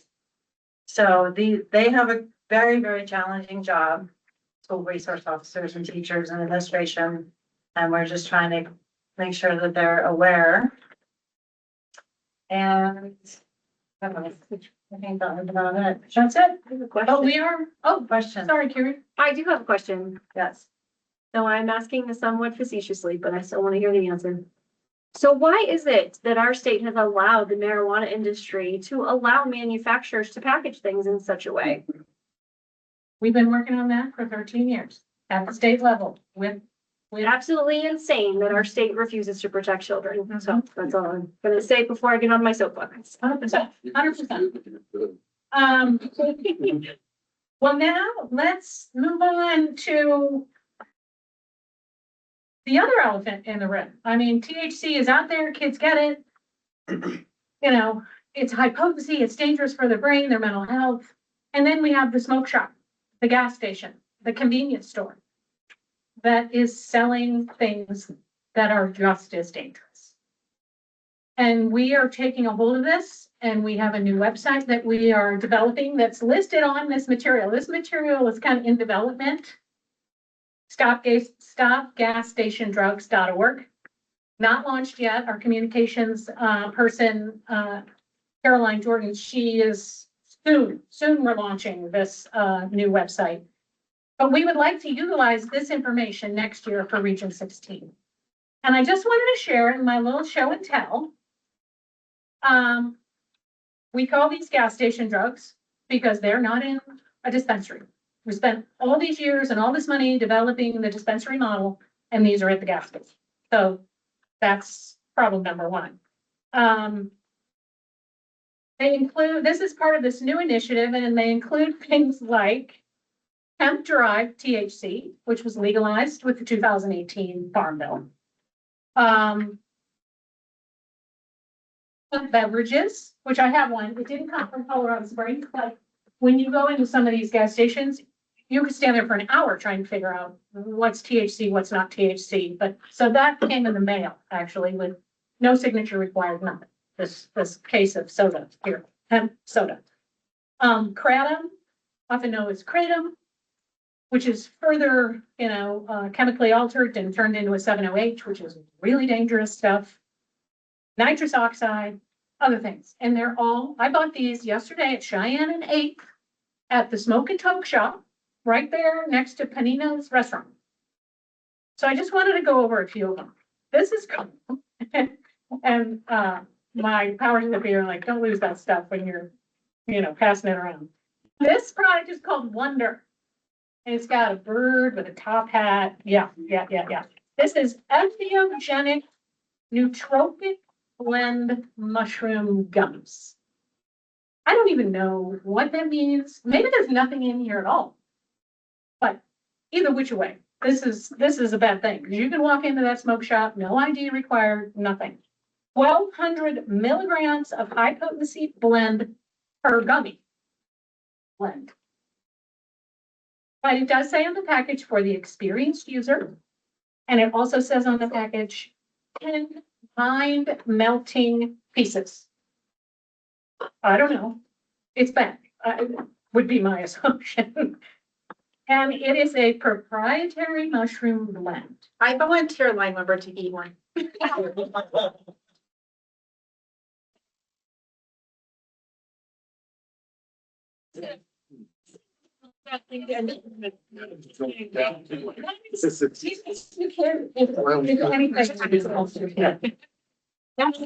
we have, this is another smoke shop purchase from yesterday. It's called Budget, and it's THCA. And again, I'm not a chemist. I'm not a toxicologist. I am a parent who would like to know about this stuff. This is THCA, and it's in sour diesel or something is the flavor, and it's 1 gram. That's a lot of product. THCA can kind of skirt the law because it is not psychoactive until it is heated, until you put it in the vape pen and then you heat it up, and it becomes regular THC. And THC is THC is THC. Delta 8, Delta 9, whatever. It's all THC. It contains Delta 8. It contains, which is closely related to 9 and occurs naturally in very small amounts, usually made by converting CBD. It contains HHC, which is a hexahydrocannabinol, and then the THCA, tetrahydrocannabinolic acid, and it converts to becoming intoxicating when heated. The serving size on the package says 1 cup. Guess how many servings are in there? 250. So, you know, and again, that's at the smoke shop. Focus and Flow, this is Focus and Flow. This is a Kratom product. Just was a podcast by the Wall Street Journal last week about Kratom and how these kids think it's natural and healthy and it helps their brain and all the good stuff. And it's addictive and, you know, think what you will. But if it's really an herbal supplement, why then does the container say use caution when operating machinery or driving? And the person, the sales lady at the smoke shop would not hand it to us yesterday. She said, I can't hand this to you until you pay for it. Because too often, if I hand it to somebody, they run out the door. What kind of person is going to grab something and run out the door? Somebody that needs it pretty badly. So that's that product. And finally, this is in my book, the most egregious. This is the Doodle Tropical Paradise. I said to the sales lady, I said, what's all that stuff you got piled up over there on the floor? It was like, oh, stacked up like cordwood. And she said, oh, that's our nitrous oxide. This is a nitrous oxide container filled with nitrous oxide. It's pure EU grade, I'll have you know. And the instructions describe how to use it for a cream dispenser, as in how to make whipped cream. But yet, when I say, what are all those things on the floor? Oh, that's our nice nitrous oxide. And I said, oh my gosh, I really like the Doodle one, tropical, that's fantastic. She goes, what color balloon do you want? She hands me the adapter and the pink balloon I requested so that we can fill the balloon, pass it around to our friends, and all get a really dangerous. It clearly says on here, do not inhale. It clearly says it's for making whipped cream. What is it doing instruction? Why is it tropically flavored? And what is this packaging? Parents need to know this stuff.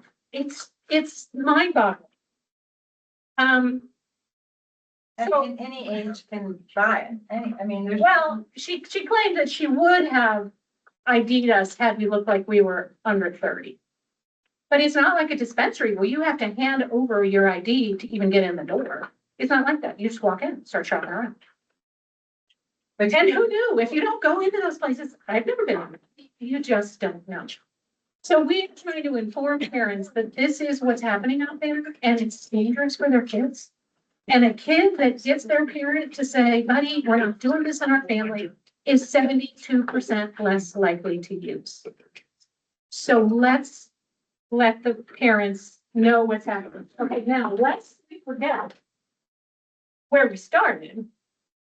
Here is an actual THC product from the actual dispensary. Strawberry hash rosin lemonade. Here, I'll pass this because it's kind of amazing that it's so heavy. It's crazy. Strawberry hash rosin lemonade, and it's called Journeyman hash. And I know that word journeyman from when I lived with my dad. You're not called a journeyman till you know what you're doing, till you're good. And of course, there's a couch on the label, and it says Journeyman hash. So you're an experienced couch potato. This is 100 milligrams of THC in here, 0 CBD. If there was any hope at all, the CBD is what protects the brain. There's no CBD in here. It is 10 servings. And you're supposed to measure it out in the cap. It's a 2-ounce bottle. And it says on there, effect may be delayed up to 4 hours. Your kid's gonna wait around if he's in a party or with friends for 4 hours for something to kick in. No, he's gonna have some more. But please know that it's all natural, it's vegan, and it's gluten-free. So this is what we want, we look forward to in our second year of working with Region 16. This is what we wanna, in addition to the THC and the high potency THC, inform parents about these gas stations. And we think that's really important. Again, what I sent around is kind of proof of concept of the kind of materials we want to come out with. the field guide. We're gonna ask parents to take pictures of what you see in your local convenience store and upload it to our THC Photos website so other parents can see what's out there. And then we have parent tip flyer going around. But again, the website is not up and running yet, but we just wanted to share where we're going. And, you know, we never thought we'd still be in the THC business or trying to shut the THC business. I won't say that, trying to contain the THC business for this thing. And now we feel like we've got to expand into other stuff. So here we are. And are there any questions? Yes. I don't have a question. I just want to say, I am so glad that you are tackling this gas station crap. We deal with this stuff all the time. And people do not understand that this stuff can kill you, and it does. We've been dealing with the tragedy for years, Kratom.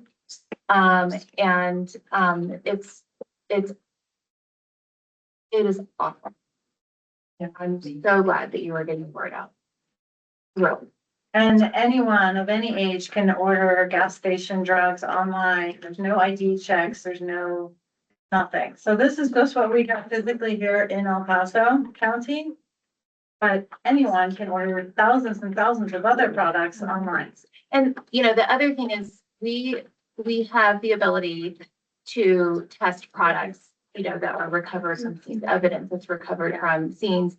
We'll do that if we're not, if we don't get what we expect to find when we test. And, you know, we'll test these products. They don't even have what they say they, right? I mean, a lot of them do, but some of them don't. And you just don't, you do not know what you're getting when you stuff, just like the illicit stuff. You think it is what it says it is because there's a label on it.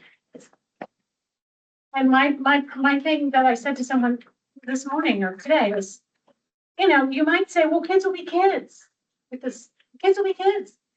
Like with the nitrous oxide, you know, from their mom's whipped cream canister. This is not kids being kids. This is somebody deliberately, purposely trying to make money off the kids. It looks like a craft kit. You know, have you been to this website? No, I didn't. I was gonna check it last night. I didn't. All right, check it out. Yeah, I saw it this weekend. I was at a pinball tournament in the mountains and somebody had these balloons. And I didn't know what they were doing and somebody told me it was nitrous. It's Crazy. It's the first time I ever saw it. Yeah. I'm just gonna say, like, it's so, I agree, this is so important as a parent. It's frightening. Yeah. And I'm gonna say something and we can decide to agree or disagree here, but I just think this group is trying so hard. The state, everyone says we're trying to protect kids, we're trying to protect kids. And we're doing the work that we were asked to do here. And our AG sued these companies and said, we've got to protect people from predatory industries. And I think that we should, as an organization, as a board, consider some sort of, I don't know, I'm not a big fan of proclamations generally, but I might change my mind on this one, where we actually make a statement and let's tell our community and the media and everyone else, we expect our state to protect kids. Do not hand us down after suing opioid companies and pharmacies for bringing these kinds of epidemics. Do not continue to not act on these things. We are spending this money to educate and prevent this from kids. And I think it's worthwhile for us to stand up and say, you must do something. So that's my 2 cents on that. No, I agree with you, and I'll add, we had one of our firefighters that kratom as soon as I saw that name, like we've had one of our firefighters addicted to kratom, right? Because it's not gonna misuse prescription drugs, it's not gonna buy recreational drugs. This is a, you know, he had twins, and so he's coming off shift, trying to go home and be awake and you know, and so he just got hooked in a terrible way. We sent him out to the Center of Excellence in Maryland through the IAFF. To detox and recover and all that, and it's been a constant struggle, and guess what he's happening to now? Constant seizures. So it's just, and I have goosebumps even talking about it, because that's, I can't believe you can just walk in someplace. And it's like an opioid. Yeah. Addiction and detox and And that's another thing I found in my presentations is that people are so surprised to hear that THC is addictive. And I mean, I'm not joking, like it's total a myth. That, oh, it's organic, it's a plant, it can't hurt you. It's highly, highly addictive, especially to the developing brain between 14 and mid to late 20s. Highly addictive. If you'd like to just, before you leave today, if you want to see any more of this, feel free. My daughter's like, she lives in New York City. She's like, oh yeah, they try and give that away outside the bars because they say, oh, because you don't want to drink anymore, take this. It's the kratom. So that's that. And then, this was from the legal dispensary called The Incredibles. And this is some more flavor. And it's 100 milligrams on that candy bar. You're supposed to only eat one little section. This is hemp-derived THC candies again. They call it Delta 9. That was from the dispensary. I mean, from the smoke shop. And then this thing, can't remember where we got this. It's called THCV. I don't know. Anybody know what that is? So, yeah. There you go. Yes, sir. So I agree 100% with Carrie. I think we need to be loud, vocal, in whatever ways that we can. If we end up with the Attorney General that we have now, we negotiated all of this as our next governor. What's he going to do about all this stuff? And I think we need to impress upon him. And actually, a question for Dr. Bronski: how do you treat somebody who's coming off kratom addiction or kratom overdose? What's the first line treatment for that person? I think I know the answer, but what is it?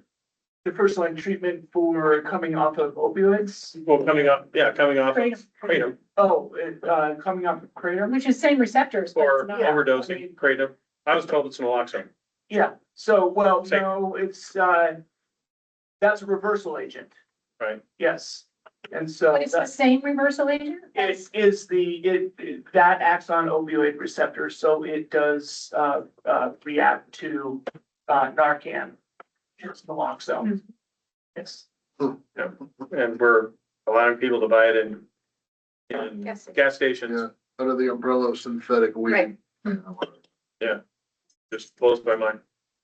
But there is no treatment for cannabis, induced psychosis or, CHS, cannabis hyperemesis syndrome, except cessation. And it can take 30 to 90 days for the brain to heal. So and sometimes that psychosis is reversible and sometimes it's not. So if you watch the new documentary that just released called THC Inc., Which, by the way, we're having a screening in Greenwood Village at the Landmark Theater on September 10th. But you can get it on YouTube as well. It's very good. Very well done. It's a Hollywood feature film documentary. And it's, we helped put the filmmakers in touch with Colorado people. There's a lot of Colorado people in the. Can you share information for how to get licensing information for showing that? Yes. Yeah, we can send a link to everybody in an email for you all to watch it. It's free now to watch. The Wayfair Studios made it free. And understanding the importance of it. And the experts in the documentary say that we're creating a whole generation of young people with schizophrenia from marijuana use. The lawmaker in Washington called it a schizophrenia epidemic. Yeah. So, and as that was going to be a good parting shot, thanks for bringing that up and knowing so much about it with me. The THC Geek movie, and also our Caroline Jordan, she's the one developing our new gas station drug website, which we will utilize and brand with Region 16 as we go along if everything works out. I also brought some of her white papers starting upstream, the evidence that shows educating parents and trusted adults supports youth prevention. So if you want to read about the $1 spent on prevention equals $18 saved on the back end in recovery, harm reduction, treatment. It's a good white paper. So that's available for you guys today too. And I'm happy to also email them. So Is there anything else we can do for you tonight? You've done quite enough. Yes, I think that's plenty damage. Now we're waiting for line member to take his gummy worm. I'm kidding, I'm kidding. Thank you so much. We appreciate the update and we look forward to a campaign. We can talk more about what to do with that information. Are we allowed to spend our own opioid money? Well, yes, to some degree. Let's say this board wanted to do a concerted campaign in this region. Are we allowed to tap into our own opioid money to do so? Yes, Yes, that's what we're doing. That's what we've done with them. For THC, We would just have to contract it. I but think what yes. they're talking about is Yes. expanding that to this stuff. I'll just leave you with one last little piece of RFI. data. Emergency rooms are seeing CHS or cannabis hyperemesis syndrome most often. And the average case to treat CHS costs $77,000 because it's a process of elimination. They have to rule out all these other possible diagnoses, and it's very, very costly. And they see it very frequently. Daily. So it's costly. Yeah, to Commissioner Geithner's point, I mean, they just give us bullets, we just to shoot us, we give them bullets to shoot us with, let's turn it around with this opioid dollars and shoot back. To your point, we have their dollars, we might as well educate them on what they're doing, or at least call it out right now. Thank you. Thank you. And if you don't think you have any use for these booklets, or if you wish to give them back to me, I have good use for them. So I just, it's up to you. You decide. So next we will move to public comment. Can I just do next steps real quick before we move to public comment? Just in case we don't have time. Yes. Okay, thank you. So next, September meeting, we'll be going over, the grant application closes. We'll have some more grantee reports and we'll have the bulk of the meeting as a strategic discussion going over the regional data and evaluation framework update. The subcommittee has been or the working group has been meeting, and putting together a lot of work on evaluating, kind of the KPIs and where we collect those metrics and working on a sample dashboard to start getting some of that information in front of you. So we'll be going through that in September. October is our funding recommendations and awards, as well as a 2-year plan draft. November, we'll do a strategic review and 2027 priorities. So to your point, Councilmember Langweber, that's when you'll see all of the aggregate data that these grantees are reporting to us on a monthly basis, synthesized for you all. You have access to their monthly reports right now in the Drive link that we've shared out if you want to look through each grantee and look at those. But you'll get a report in that November meeting that gives you some high level information. We'll approve a 2-year plan in November, and then our December meeting is canceled currently. So if there's anything else that you all are hoping to see on an agenda, that can be ran through chair, vice chair, and we do agenda setting meetings about 2 weeks before each meeting. So if anything comes to mind, just let one of them know or pass it to me and I'll bring it to them during that meeting.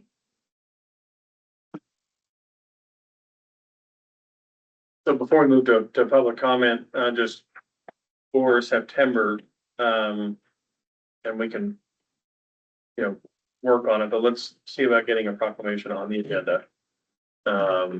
So that we can get to work on that, and also that if we can have that, then we have it available to take to the COAC, which is September 30th.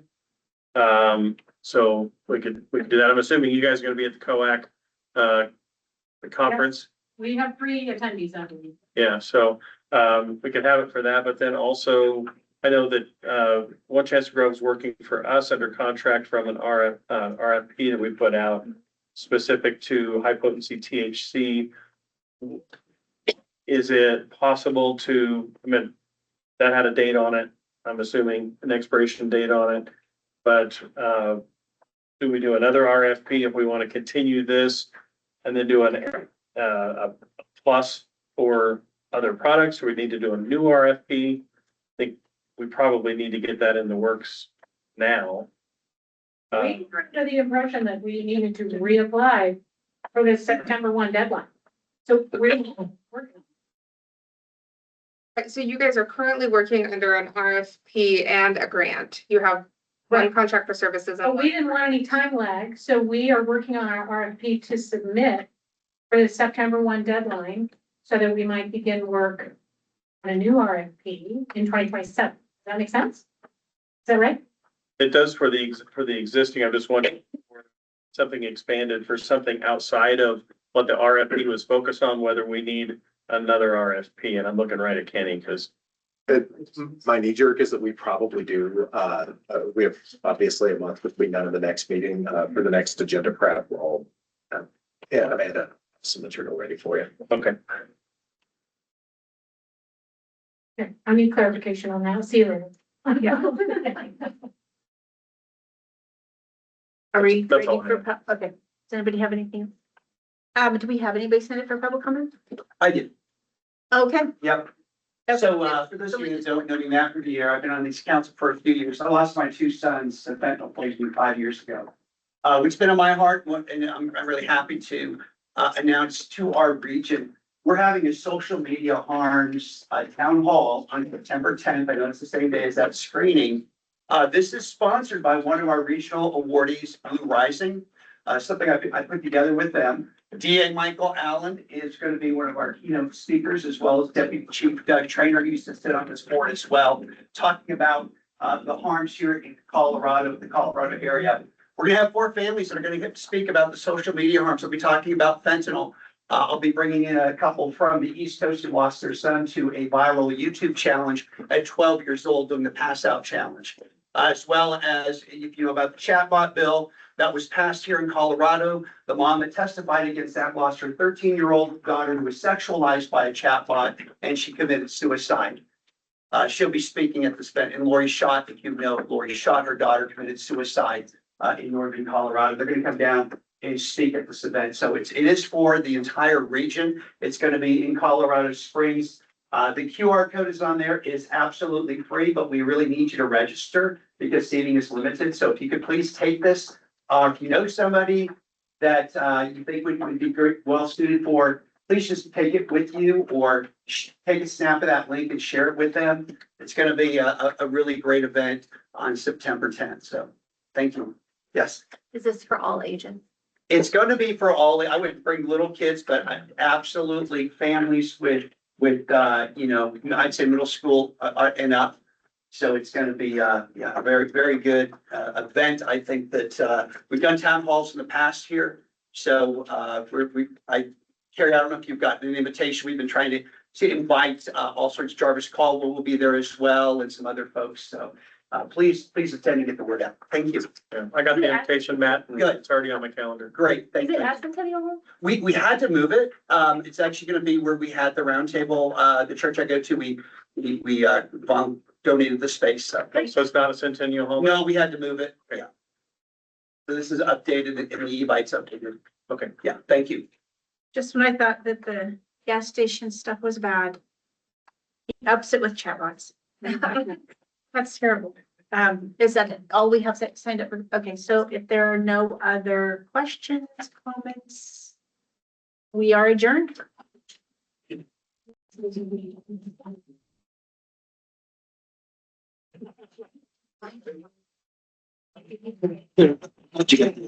Yeah, so I've been working with Dawn to make sure.